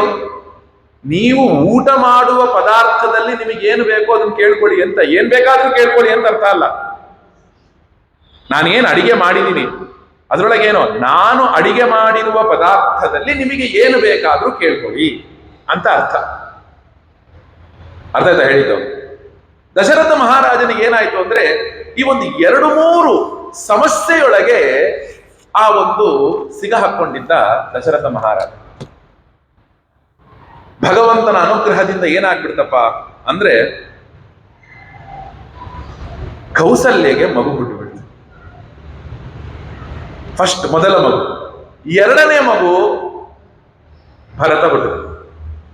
2ನೆಯ ಮಗು, 3ನೆಯ ಮಗು ಲಕ್ಷ್ಮಣ, 4ನೆಯ ಮಗು ಶತ್ರುಘ್ನ. ಇಲ್ಲಿ ಭರತ ಶತ್ರುಘ್ನರು ಟ್ವಿನ್ಸ್ ಅಲ್ಲ, ಇದನ್ನ ನೆನಪಿಟ್ಕೊಳ್ಳಿ. ಮೊದಲನೇದಾಗಿ ಭರತ ಶತ್ರುಘ್ನರು ಅವಳಿ ಜವಳಿ ಅಲ್ಲ. ಲಕ್ಷ್ಮಣನು ಹುಟ್ಟಿ ನಂತರ, ವರ್ಷಾವಧಿ ಆದ ನಂತರ ಶತ್ರುಘ್ನನು ಹುಟ್ಟಿದಂಥದ್ದು. ಶತ್ರುಘ್ನನು ಹುಟ್ಟಿ ನಾವೆಲ್ಲ ಏನ್ ಅನ್ಕೊಂಡ್ಬಿಡ್ತೀವಿ, ಇಬ್ರು ಟ್ವಿನ್ಸ್ ಅನ್ಕೊಂಡ್ಬಿಡ್ತೀವಿ. ಇಲ್ಲ, ಯಾಕಂದ್ರೆ ಮಾಸಗಳನ್ನ ಬಂದಿದ್ದಾರೆ, ಯಾವ್ಯಾವ ಮಾಸದಲ್ಲಿ ಯಾರ್ಯಾರು ಹುಟ್ಟಿದ್ರು ಅಂತ. ಲಕ್ಷ್ಮಣನು ಯಾವ ಮಾಸದಲ್ಲಿ ಹುಟ್ಟದ? ರಾಮನಿಗಿಂತ 4 ತಿಂಗಳು ಚಿಕ್ಕವ ಭರತ. 4 ತಿಂಗಳು ಚಿಕ್ಕವ, 4 ತಿಂಗಳ ನಂತರ ಹುಟ್ಟಿದ್ದು ಭರತ. ಎಲ್ಲರೂ ಇವತ್ ರಾತ್ರಿ 9 ಗಂಟೆಗೊಬ್ಬ, 10 ಗಂಟೆಗೊಬ್ಬ, 11 ಗಂಟೆಗೊಬ್ಬ, 12 ಗಂಟೆಗೊಬ್ಬ ಹುಟ್ಟಿಲ್ಲ. ಆ ರೀತಿ ಅವಧಿಯಲ್ಲೇ ಬರೆದಿದ್ದಾರೆ ರಾಮ, ಲಕ್ಷ್ಮಣ, ಭರತ, ಶತ್ರುಘ್ನರು ಹೇಗೆ ಹುಟ್ಟಿದ್ರು ಅಂತ. ಆ ನಂತರ ಏನಾಯ್ತು ಅಂದ್ರೆ, ವಿಶ್ವಾಮಿತ್ರಗೆ ವಸಿಷ್ಠರು ಹೇಳಿದ್ರು, ವಿಶ್ವಾಮಿತ್ರ ಶಕ್ತಿ ಏನು ಅಂತ ಅನ್ಕೊಂಡಿದ್ಯಪ್ಪ ನೀನು? ನಿನ್ನ ಮಗನಿಗೆ ಅನುಗ್ರಹವನ್ನ ಮಾಡೋದಕ್ಕೋಸ್ಕರವೇ ಅವ್ರು ಇಲ್ಲಿ ಬಂದು ಕೇಳ್ಕೊಂಡಿದ್ದಾರೆ, ಕಳಿಸು ಅಂತ ಹೇಳ್ತಾರೆ. ವಿಶ್ವಾಮಿತ್ರರು ಕರ್ಕೊಂಡು ಹೋದ್ಮೇಲೆ ರಾಮನಿಗೆ ಲಕ್ಷ್ಮಣರಿಗೆ ಒಂದು ವಿದ್ಯೆಯನ್ನ ಕೊಟ್ಟರು. ಯಾವುದು? ಬಲ ಮತ್ತು ಅತಿಬಲ ಅನ್ನುವಂತಹ 2 ವಿದ್ಯೆ. ವಿದ್ಯೇತೆ ಮಯಿ ಕಾಕುತ್ಸ್ಥ ವಿದ್ಯೇತೆ ವಿತರಾಮಿತೆ. ನೋಡಪ್ಪ, ನನ್ನ ಹತ್ರ ಒಂದು 2 ವಿದ್ಯೆ ಇದೆಯಪ್ಪ. ಒಂದು ಬಲ ಮತ್ತು ಅತಿಬಲ ಅನ್ನುವಂತಹ ವಿದ್ಯೆ, ಅದನ್ನ ನಾನು ನಿನಗೆ ಕೊಡ್ತೇನೆ, ತೆಗೆದುಕೋ ಅಂತ ಹೇಳಿದ್ರು. ನೋಡಿ, ಈ 2 ವಿದ್ಯೆಯಿಂದ ಏನೇನಾಗತ್ತೆ ಅಂದ್ರೆ ಹೇಳ್ತಾರೆ, ಗೃಹಾಣ ವತ್ಸ ಸಲಿಲಂ ಮಾಭೂತ್ ಕಾಲಸ್ಯ ಪರ್ಯಯ ಮಂತ್ರ ಗ್ರಾಮಂ ಗೃಹಾಣತ್ವಂ ಬಲಂ ಅತಿಬಲಾಂ ತಥಾ ನ ಶ್ರಮಃ ನ ಜ್ವರಃ ವಾತೆ ನ ರೂಪಸ್ಯ ವಿಪರ್ಯಯಃ ನ ಚ ಸುಪ್ತಂ ಪ್ರಮತ್ತಂ ವ ಧರ್ಷಯಿಷ್ಯಂತಿ ನೈಋತಾಃ ನ ಬಾಹ್ವೋಃ ಸದೃಶೋ ವೀರ್ಯೆ ಪೃಥಿವ್ಯಾಮಸ್ತಿ ಕಶ್ಚನ ತ್ರಿಷು ಲೋಕೇಷು ವೈರಾಮ ನ ಭವೇತ್ ಸದೃಶಸ್ತವ ನ ಸೌಭಾಗ್ಯೇ ನ ದಾಕ್ಷಿಣ್ಯೇ ನ ಜ್ಞಾನೇ ಬುದ್ಧಿನಿಷ್ಠಯೇ ನೋತ್ತರೆ ಪ್ರತಿವರ್ತವ್ಯೇ ಸಮೋ ಲೋಕೆ ತವಾನಃ ಏತದ್ ವಿದ್ಯಾ ದ್ವಯೇ ಲಬ್ಧೆ ನ ಭವೇತ್ ಸದೃಶಸ್ತವ ಬಲಾಚ ಅತಿಬಲಾಚ ಇವ ಸರ್ವಜ್ಞಾನಸ್ಯ ಮಾತರೌ. ಆ ವಿದ್ಯೆಯ ಮಹತ್ವವನ್ನ ಹೇಳಿದ್ರು ನೋಡಿ. ಮಗು, ನೀನನ್ನು ಆಚಮನ ಮಾಡಪ್ಪ. ಮೊದಲಿಗೆ ಬಲ ಮತ್ತು ಅತಿಬಲ ಎಂಬ 2 ವಿದ್ಯೆಯನ್ನ ನಿನಗೆ ನಾನು ಉಪದೇಶವನ್ನು ಮಾಡ್ತೇನೆ, ಅದನ್ನ ಸ್ವೀಕರಿಸು. ಸಮಯಕ್ಕೋಸ್ಕರ ಕಾಯ್ಬೇಡ ನೀನು. ನೀನು ಏನ್ ಮಾಡು, ನಾನು ನಿಂಗೆ ಹೇಳ್ತೇನೆ, ನೀನು ಸ್ವೀಕಾರ ಮಾಡು. ಯಾಕೆ ಅಂದ್ರೆ, ಈ ವಿದ್ಯೆಯ ಬಲ ಎಷ್ಟು ದೊಡ್ಡದು ಅಂದ್ರೆ, ನಿನಗೆ ಯುದ್ಧದ ಸಂದರ್ಭದಲ್ಲಿ ಆಯಾಸ ಅನ್ನುವುದಾಗೋದಿಲ್ಲ. ಯಾವುದೇ ರೋಗ ರುಜುನಾದಿಗಳು ನಿನಗೆ ಬರೋದಿಲ್ಲ. ನೀನು ನಿದ್ರಿಸುವಾಗ ಅಥವಾ ಅಜಾಗರೂಕನಾಗಿರುವಾಗ ರಾಕ್ಷಸರು ನಿನ್ನ ಮುಂದೆ ಯುದ್ಧಕ್ಕೆ ಬರೋದಿಲ್ಲ. ಈ ವಿದ್ಯೆಯು ನಿನ್ನನ್ನು ಕಾಪಾಡುತ್ತೆ. ಭುಜ ಬಲದಲ್ಲಿ ನಿನಗೆ ಸಮನಾದಂಥವ್ರು ಯಾರೂ ಇರೋದಿಲ್ಲ. ಈ ಒಂದು ವಿದ್ಯೆ ಈ ಒಂದು ಲೋಕದಲ್ಲ, ಸಮಸ್ತ ಭೂಮಂಡಲದಲ್ಲಿಯೇ ನಿನಗೆ ಸಮನಾದಂಥವರು ಯಾರೂ ಇರೋದಿಲ್ಲ. ಈ ಮಂತ್ರಗಳನ್ನ ನೀನು ಜಪಿಸ್ತಾ ಇದ್ದಂಥವನಾದರೆ ಸೌಭಾಗ್ಯದಲ್ಲಾಗಲಿ, ಸಾಮರ್ಥ್ಯದಲ್ಲಾಗಲಿ, ತತ್ವಜ್ಞಾನದಲ್ಲಾಗಲಿ, ಅಥವಾ ನೀನು ಮಾಡುವಂತಹ ಕೆಲಸದಲ್ಲಾಗಲಿ ನೀನು ಎಲ್ಲರಿಂದಲೂ ಕೂಡ ಗೆಲ್ಲುವವನಾಗ್ತೀಯ. ನಾನು ಕೊಡುವಂತಹ ಈ 2 ವಿದ್ಯೆ ಜಗತ್ತಿನ ಎಲ್ಲ ವಿದ್ಯೆಗಳಿಗೂ ಕೂಡ ತಾಯಿಯಾದಂತಹ ವಿದ್ಯೆ. ನಾನು ಕೊಡ್ತಿರುವಂತಹ ವಿದ್ಯೆ ಏನೋ ನಿನಗೆ ತಾಯಿಯಾಗುವಂತಹ ವಿದ್ಯೆ. ನೋಡಿ, ಈ ವಿದ್ಯೆಯನ್ನ ನೀನು ಜಪಿಸ್ತಾ ಇದ್ರೆ, ನೀನು ಈ ವಿದ್ಯೆಯನ್ನು ಸ್ಮರಣೆ ಮಾಡಿಕೊಂಡಿದ್ರೆ ನಿನಗೆ ಹಸಿವೂ ಆಗೋದಿಲ್ಲ, ಬಾಯಾರಿಕೆಯೂ ಆಗೋದಿಲ್ಲ. ನಿನಗೆ ಹಸಿವು ಮತ್ತು ಬಾಯಾರಿಕೆಯೂ ಕೂಡ ನಿನಗೆ ಕ್ಷುತ್ ಪಿಪಾಸೆ ನತೇ ರಾಮ ಭವಿಷ್ಯೇತೆ ನರೋತ್ತಮ. ಕ್ಷುತ್ ಪಿಪಾಸ, ಒಂದು ಹಸಿವಾಗಲಿ ಬಾಯಾರಿಕೆಯಾಗಲಿ ಏನೂ ಇರುವುದಿಲ್ಲಪ್ಪ. ಆದ್ರಿಂದ ಇಂತಹ ಒಂದು ದೊಡ್ಡ ವಿದ್ಯೆಯನ್ನ ನಿನಗೆ ನಾನು ಕೊಡ್ತೇನೆ ಅಂತ ಹೇಳ್ತಾರೆ. ಇಲ್ಲೊಂದು ಸಣ್ಣ ವಿಮರ್ಶೆ ಇದೆ. ಇಲ್ಲಿ ಎಲ್ಲ ಕಡೆಗೂ ಕೂಡ ರಾಮ ರಾಮ ರಾಮ ಅಂತಿದೆ. ಲಕ್ಷ್ಮಣನಿಗೆ ಉಪದೇಶ ಮಾಡಿದ್ರು ಇಲ್ಲೋ ವಿದ್ಯೆಯನ್ನ? ಲಕ್ಷ್ಮಣನಿಗೆ ಉಪದೇಶ ಮಾಡಿದ್ರು ಇಲ್ಲ ವಿದ್ಯೆಯನ್ನ ಅಂದಾಗ ಇಲ್ಲಿ 2 ರೀತಿಯೂ ಅರ್ಥ ಮಾಡ್ಬೋದು. ಇಲ್ಲಿ ರಾಮ ಅನ್ನುವ ಮಾತ್ರದಿಂದ ಕೇವಲ ರಾಮನಲ್ಲ, ಲಕ್ಷ್ಮಣನ ಜೊತೆಗಿರುವ ರಾಮ ಅಂತ ಚಂಪೂ ಕಾವ್ಯದಲ್ಲಿ ತುಂಬಾ ಚೆನ್ನಾಗಿ ಹೇಳ್ತಾರೆ. ನಿರ್ಯಾತು ಧಾನಾಂ ವಸುಧಾಂ ವಿಧಾತು ನಿರ್ಯಾತು ರಾಮ ಸಹ ಲಕ್ಷ್ಮಣೇನ ಪರ್ಯಾಪ್ತ ಭಾಗ್ಯಾಯ ಭವಾನಮುಷ್ಮೈ ಕುರ್ಯಾತ್ ಸಪರ್ಯಂ ಕುಶಿಕಾತ್ಮಜಾಯ. ನಿರ್ಯಾತು ಧಾನಾಂ ವಸುಧಾಂ ವಿಧಾತು ನಿರ್ಯಾತು ರಾಮ ಸಹ ಲಕ್ಷ್ಮಣೇನ. ವಿಶ್ವಾಮಿತ್ರರು ರಾಮ ಲಕ್ಷ್ಮಣರನ್ನ ಕರೆದುಕೊಂಡು ಹೋದಂಥದ್ದೇ ಏನಕ್ಕೋಸ್ಕರ ಕರ್ಕೊಂಡು ಹೋದ್ರು ಅಂದ್ರೆ, ಯಾತುಧಾನರು ಅಂದ್ರೆ ರಾಕ್ಷಸರು ಅಂತ ಅರ್ಥ. ಯಾತುಧಾನರು ಅಂದ್ರೆ ಯಾರತ್ತ ಅರ್ಥ? ರಾಕ್ಷಸರು ಅಂತ. ಇಡೀ ಭೂಮಿಯ ಮೇಲಿರುವಂತಹ ಎಲ್ಲಾ ರಾಕ್ಷಸರನ್ನ, ಭೂಮಿಯ ಮೇಲಿರುವಂತಹ ಅಷ್ಟೂ ಜನ ರಾಕ್ಷಸರನ್ನು ಕೂಡ ರಾಮನು ಕೆಟ್ಟತನವನ್ನ ತೆಗಿಬೇಕು ಅನ್ನುವಂತಹ ಉದ್ದೇಶದಿಂದಲೂ ವಿಧಾತುಂ ವಸುಧಾಂ ವಿಧಾತುಂ ನಿರ್ಯಾತು ರಾಮ ಸಹ ಲಕ್ಷ್ಮಣೇನ. ಆ ರಾಮನ ಜೊತೆಗೆ ಹೋದಂಥವ್ರು. ಇಂತಹ ಶಕ್ತಿ ನಿನಗೆ ಬರಬೇಕು ಅಂದ್ರೆ ಏನಾಗಬೇಕು? ಮೊದಲಿಗೆ ನೀನು ವಿದ್ಯಾವಂತನಾಗಬೇಕು. ಅದಕ್ಕೆ ಇಂತಹ ವಿದ್ಯೆಯನ್ನ ಉಪದೇಶ ಮಾಡ್ತಾರೆ. ಉಪದೇಶವನ್ನ ಮಾಡಿದ ಮೇಲೆ ಏನಾಗುತ್ತೆ ಅಂದ್ರೆ, ಮುಂದೆ ತಾಟಕ ಇರುವಂತಹ ಜಾಗಕ್ಕೆ ಅವರು ಬರ್ತಾರೆ. ರಾಮ ಲಕ್ಷ್ಮಣರು ಆ ಒಂದು ಗಂಗಾ ನದಿ ತೀರಕ್ಕೆ ಬರ್ತಾರೆ. ಆ ಗಂಗಾ ನದಿ ತೀರಕ್ಕೆ ಬಂದಾಗ ಒಂದು ಜಾಗಕ್ಕೆ ಕರೆದುಕೊಂಡು ಹೋಗ್ತಾರೆ. ಕರೆದುಕೊಂಡು ಹೋದಾಗ ಆ ಜಾಗ ಅಷ್ಟು ಚೆನ್ನಾಗಿರುವಂತಹ ಕಾಡು ಏನಿದೆ, ಆ ಕಾಡು ಬಹಳ ಅಂದ್ರೆ ಬಹಳ ಭಸ್ಮವಾಗಿರುತ್ತೆ. ನೋಡೋದಿಕ್ಕೆ ಚಂದ ಇರಲ್ಲ, ಏನೂ ಇರೋದಿಲ್ಲ. ಆಗ ರಾಮನು ಕೇಳ್ತಾನೆ, ಗುರುಗಳೇ ಏನಿದು ಈ ತರಹ ಅಂದಾಗ, ಇಲ್ಲೊಬ್ಬಳು ತಾಟಕ ಅಂತ ಇದ್ದಾಳಪ್ಪ, ಅವಳ ಒಂದು ಪ್ರಭಾವದಿಂದ ಈ ರೀತಿ ಎಲ್ಲ ಆಗಿದೆ ಅಂತ ಹೇಳಿದಾಗ, ನೀನು ತಾಟಕೆಯನ್ನ ಏನ್ ಮಾಡಬೇಕು? ಉದ್ಧರಿಸಬೇಕು. ತಾಟಕೆಯನ್ನ ಉದ್ಧರಿಸಬೇಕು ಅಂತ ನಿನಗಾದಾಗ, ನೋಡಿ ಇಲ್ಲೊಂದು ಸಣ್ಣ ಸಮಸ್ಯೆ ರಾಮನಿಗೆ ಕಾಡುತ್ತೆ. ಏನು ಗುರುಗಳೇ? ರಾಮನು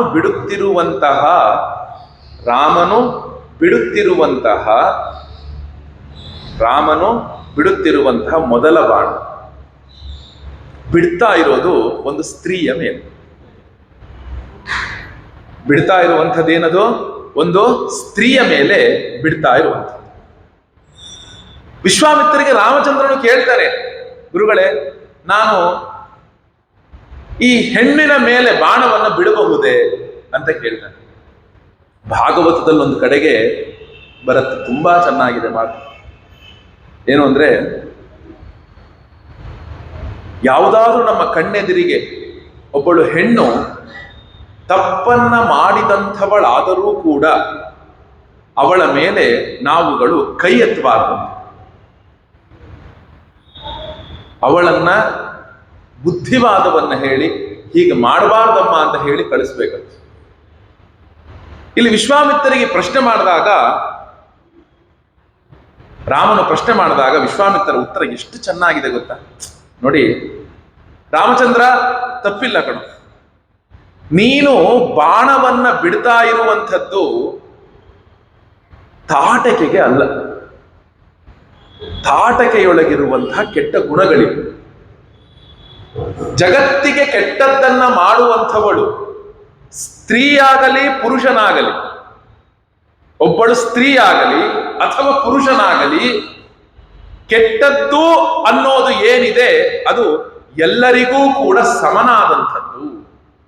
ಎಷ್ಟು ಚೆನ್ನಾಗಿ ಹೇಳ್ತಾರೆ ನೋಡಿ. ಕೆಟ್ಟದ್ದು ಅನ್ನುವಂಥದ್ದೇನಿದೆ ಅದು ಸಮನಾದಂಥದ್ದು ಅಂತ ಹೇಳಿದ ಮೇಲೆ ತಕ್ಷಣ ರಾಮಚಂದ್ರನು ಬಾಣವನ್ನು ಬಿಡ್ತಾನೆ. ಒಂದು ಧನುಷ್ ಠೇಂಕಾರವನ್ನು ಮಾಡ್ತಾನೆ. ಆ ಠೇಂಕಾರವನ್ನು ಮಾಡಿದ ನಂತರ ಏನಾಗುತ್ತೆ ಅಂದ್ರೆ, ರಾಮಚಂದ್ರನ ತಾಟಕೆಯ ಉದ್ಧಾರ ಆಗುತ್ತೆ. ಆ ಉದ್ಧಾರವು ಆದ ನಂತರ ಮತ್ತೆ ಮುಂದಕ್ಕೆ ಕರೆದುಕೊಂಡು ಹೋಗ್ತಾರೆ. ಹೋಗ್ಬೇಕಾದಾಗ ವಿಶ್ವಾಮಿತ್ರರು ಅನೇಕ ಕಥೆಗಳನ್ನ ಹೇಳ್ತಾರೆ ರಾಮಚಂದ್ರನಿಗೆ, ತುಂಬಾ ಕಥೆಗಳನ್ನ ಹೇಳ್ತಾರೆ.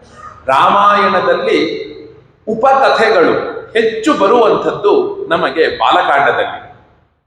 ಉಪಕಥೆಗಳು ಮಹಾಭಾರತದಲ್ಲಿ ಹೆಜ್ಜೆಗೂ ಬರುತ್ತೆ, ಹೆಚ್ಚು ಉಪಕಥೆಗಳು. ಅದರೊಳಗೂ ಕೂಡ ರಾಮಚಂದ್ರನಿಗೆ ವಿಶ್ವಾಮಿತ್ರರೇ ಹೇಳುವಂಥದ್ದು, ವಿಶ್ವಾಮಿತ್ರರೇ ಇದನ್ನ ಹೇಳುವಂಥದ್ದು.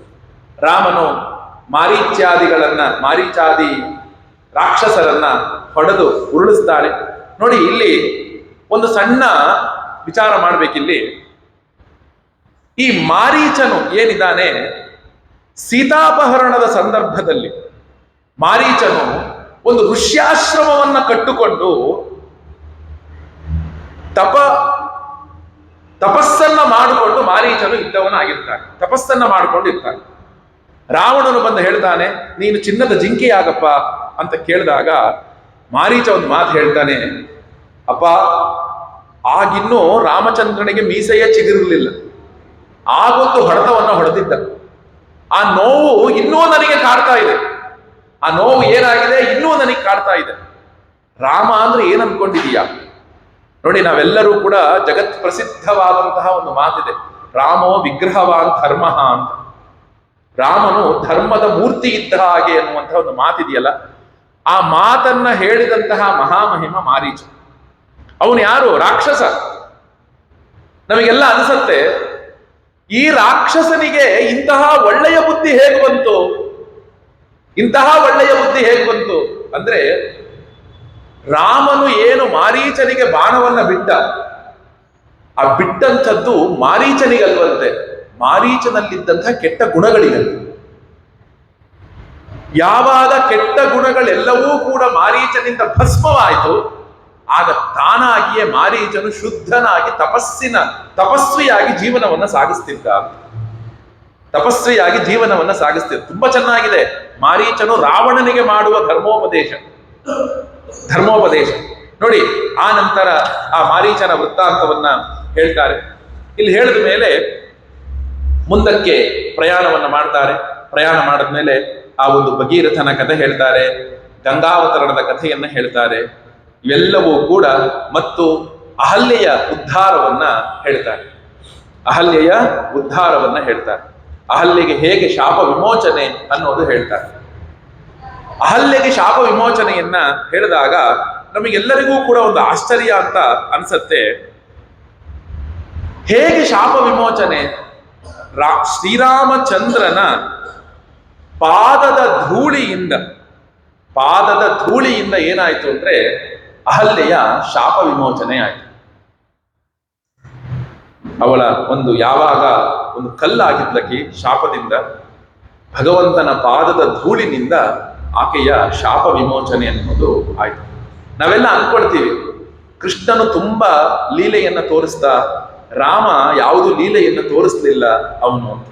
ನೀವು ಸಣ್ಣದಾಗಿ ವಿಚಾರವನ್ನು ಮಾಡಿ, ಅಂಥ ಚಿಕ್ಕ ಹುಡುಗ ತಾಟಕ, ಸುಬಾಹು, ಮಾರೀಚ ಮುಂತಾದಂತಹ ಒಂದು ರಾಕ್ಷಸರನ್ನ ಉದ್ಧಾರ ಮಾಡುವುದು ಅಂದ್ರೆ ಏನು?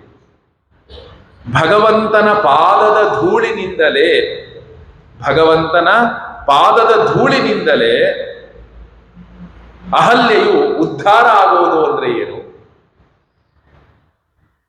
ಮುಂದಕ್ಕೊಂದು ಕಥೆ ಬರುತ್ತೆ. ವೈಷ್ಣವ ಧನುಸ್ಸನ್ನ ಪಡೆಯೋದು ಅಂದ್ರೆ ಏನು? ಪರಶುರಾಮನ ನಿಗ್ರಹ ಮಾಡುವುದು ಅಂದ್ರೆ ಏನು? ಇವೆಲ್ಲವೂ ಕೂಡ ರಾಮನ ಲೀಲೆ ಅಲ್ಲ ಇನ್ನೇನು. ಈ ದಶರಥನಿಗೆ ಇದು ಯಾವುದು ಗೊತ್ತಾಗಿಲ್ಲ.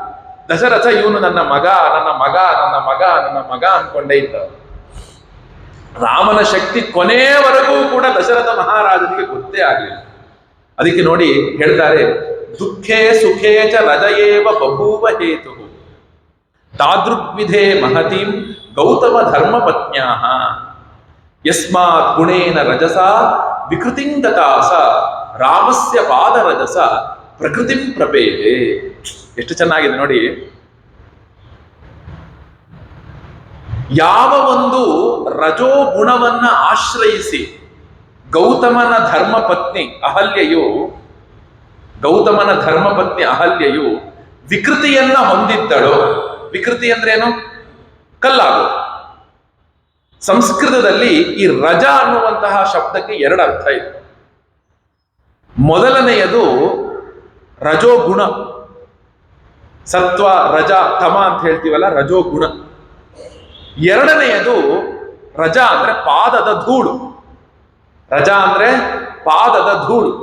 ಎರಡಕ್ಕೂ ಕೂಡ ನಾವೇನ್ ಹೇಳ್ತೀವಿ ಅಂದ್ರೆ ರಜ ಅಂತ ಹೇಳ್ತೀವಿ.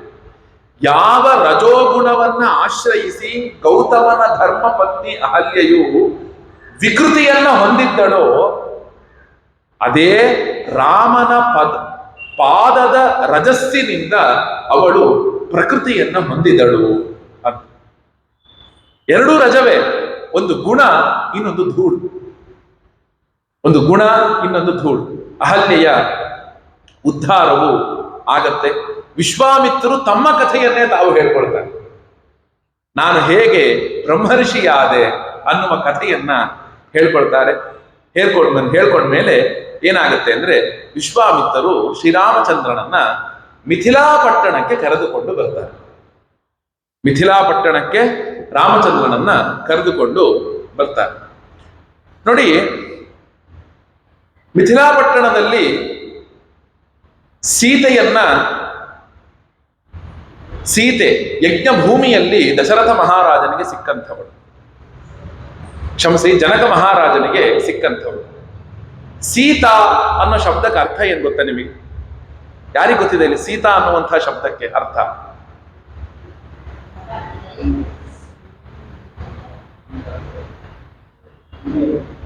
ಸೀತಾ ಅಂದ್ರೆ ನಾವುಗಳು ಈ ಒಂದು ನೇಗಿಲನ್ನ ಹಿಡಿದುಕೊಂಡು ಉಳುತ್ತಾರೆ ಗೊತ್ತಾ?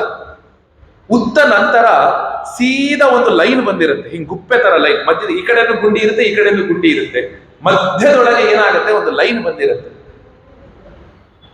ನೇರವಾದಂತಹ ಒಂದು ಲೈನ್ ಬಂದಿರುತ್ತಲ್ಲ, ಆ ಒಂದು ಪದ್ಧತಿಗೆ ಸೀತಾ ಅಂತ ಹೆಸರು. ಆ ಪದ್ಧತಿ ಇದೆಯಲ್ಲ ಸೀತಾ, ಸೀರ ಜಾತ ಸೀತಾ, ಸೀಳಿಕೊಂಡು ಬಂದವಳು, ಸೀಳಿಕೊಂಡು ಬಂದವಳು. ಜನಕ ಮಹಾರಾಜನ ಔರಸ ಪುತ್ರಿ ಅವಳು ಯಾರು? ಮಾಂಡವಿ.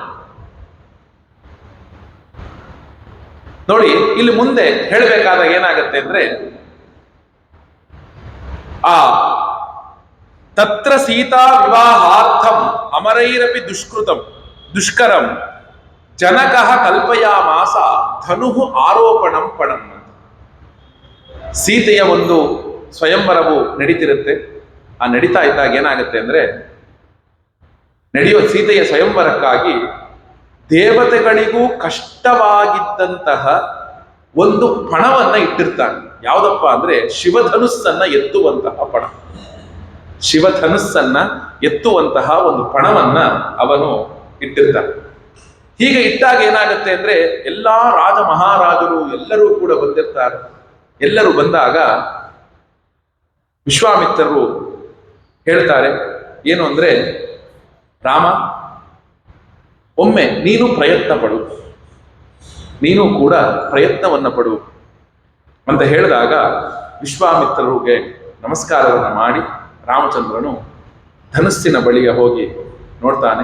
ಆ ಧನುಸ್ಸು ಶಿವಧನುಸ್ಸು.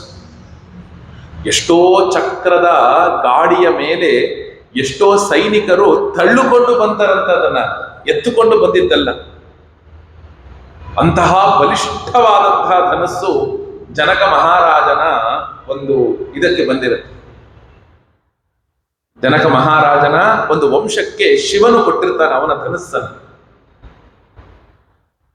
ರಾಮಚಂದ್ರನು ಧನಸ್ಸನ್ನ ಎತ್ತಕ್ಕೆ ಹೋಗ್ತಾನೆ, ಧನಸ್ಸನ್ನ ಎತ್ತುತ್ತಾನೆ.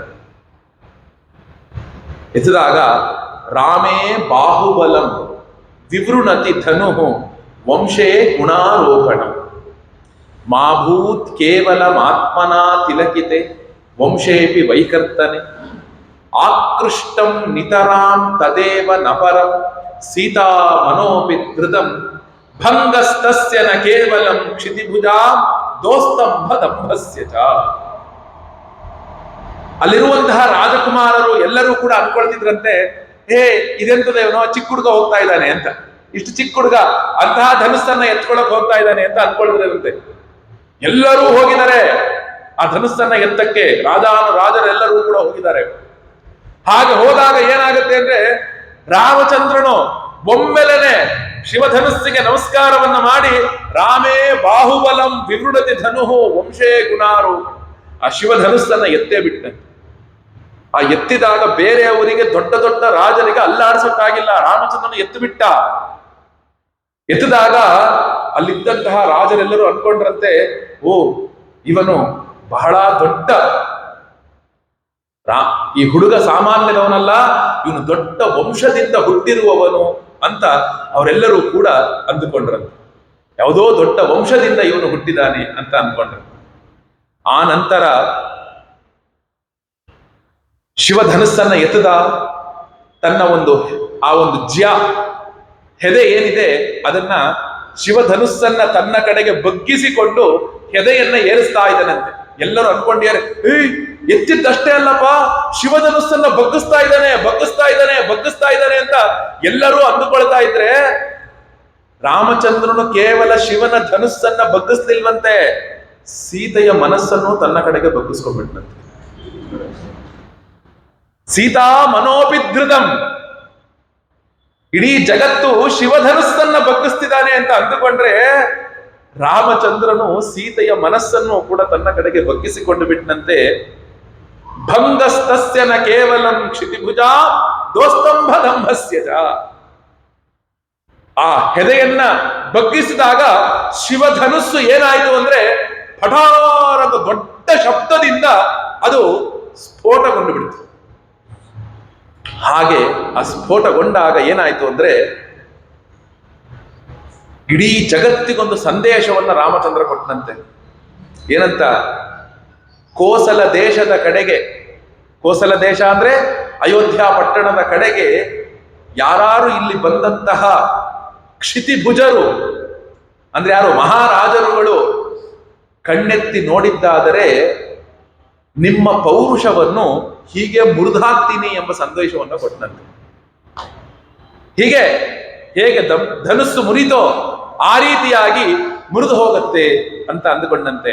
ನೋಡಿ ಆ ಭೋಜರಾಜ ಎಷ್ಟು ಚೆನ್ನಾಗಿ ಹೇಳ್ತಾನೆ ಈ ಒಂದು ವಿಷಯವನ್ನ. ಅಂದ್ರೆ ರಾಮಾಕರ್ಷಣ ಭಗ್ನ ಕಾರ್ಮುಕ ಭುವ ಧ್ವಾನೇನ ರೋದೋರುಥ ದೃಪ್ತ ಕ್ಷತ್ರ ಯಶಸ್ಸಿತಚ್ಛಿದ ಕುಲೆ ಜೀಮೂತನಾದಾಯಿತಂ ವೀರಶ್ರೀ ಪ್ರಥಮ ಪ್ರವೇಶ ಸಮಯೇ ಪುಣ್ಯಾಹ ಘೋಷಾಯಿತಂ ಸೀತಾಯಾ ಕಿಲ ಮಾನಸೆ ಪರಿಣಯೇ ಮಾಂಗಲ್ಯ ತೂರ್ಯಾಯಿತಂ.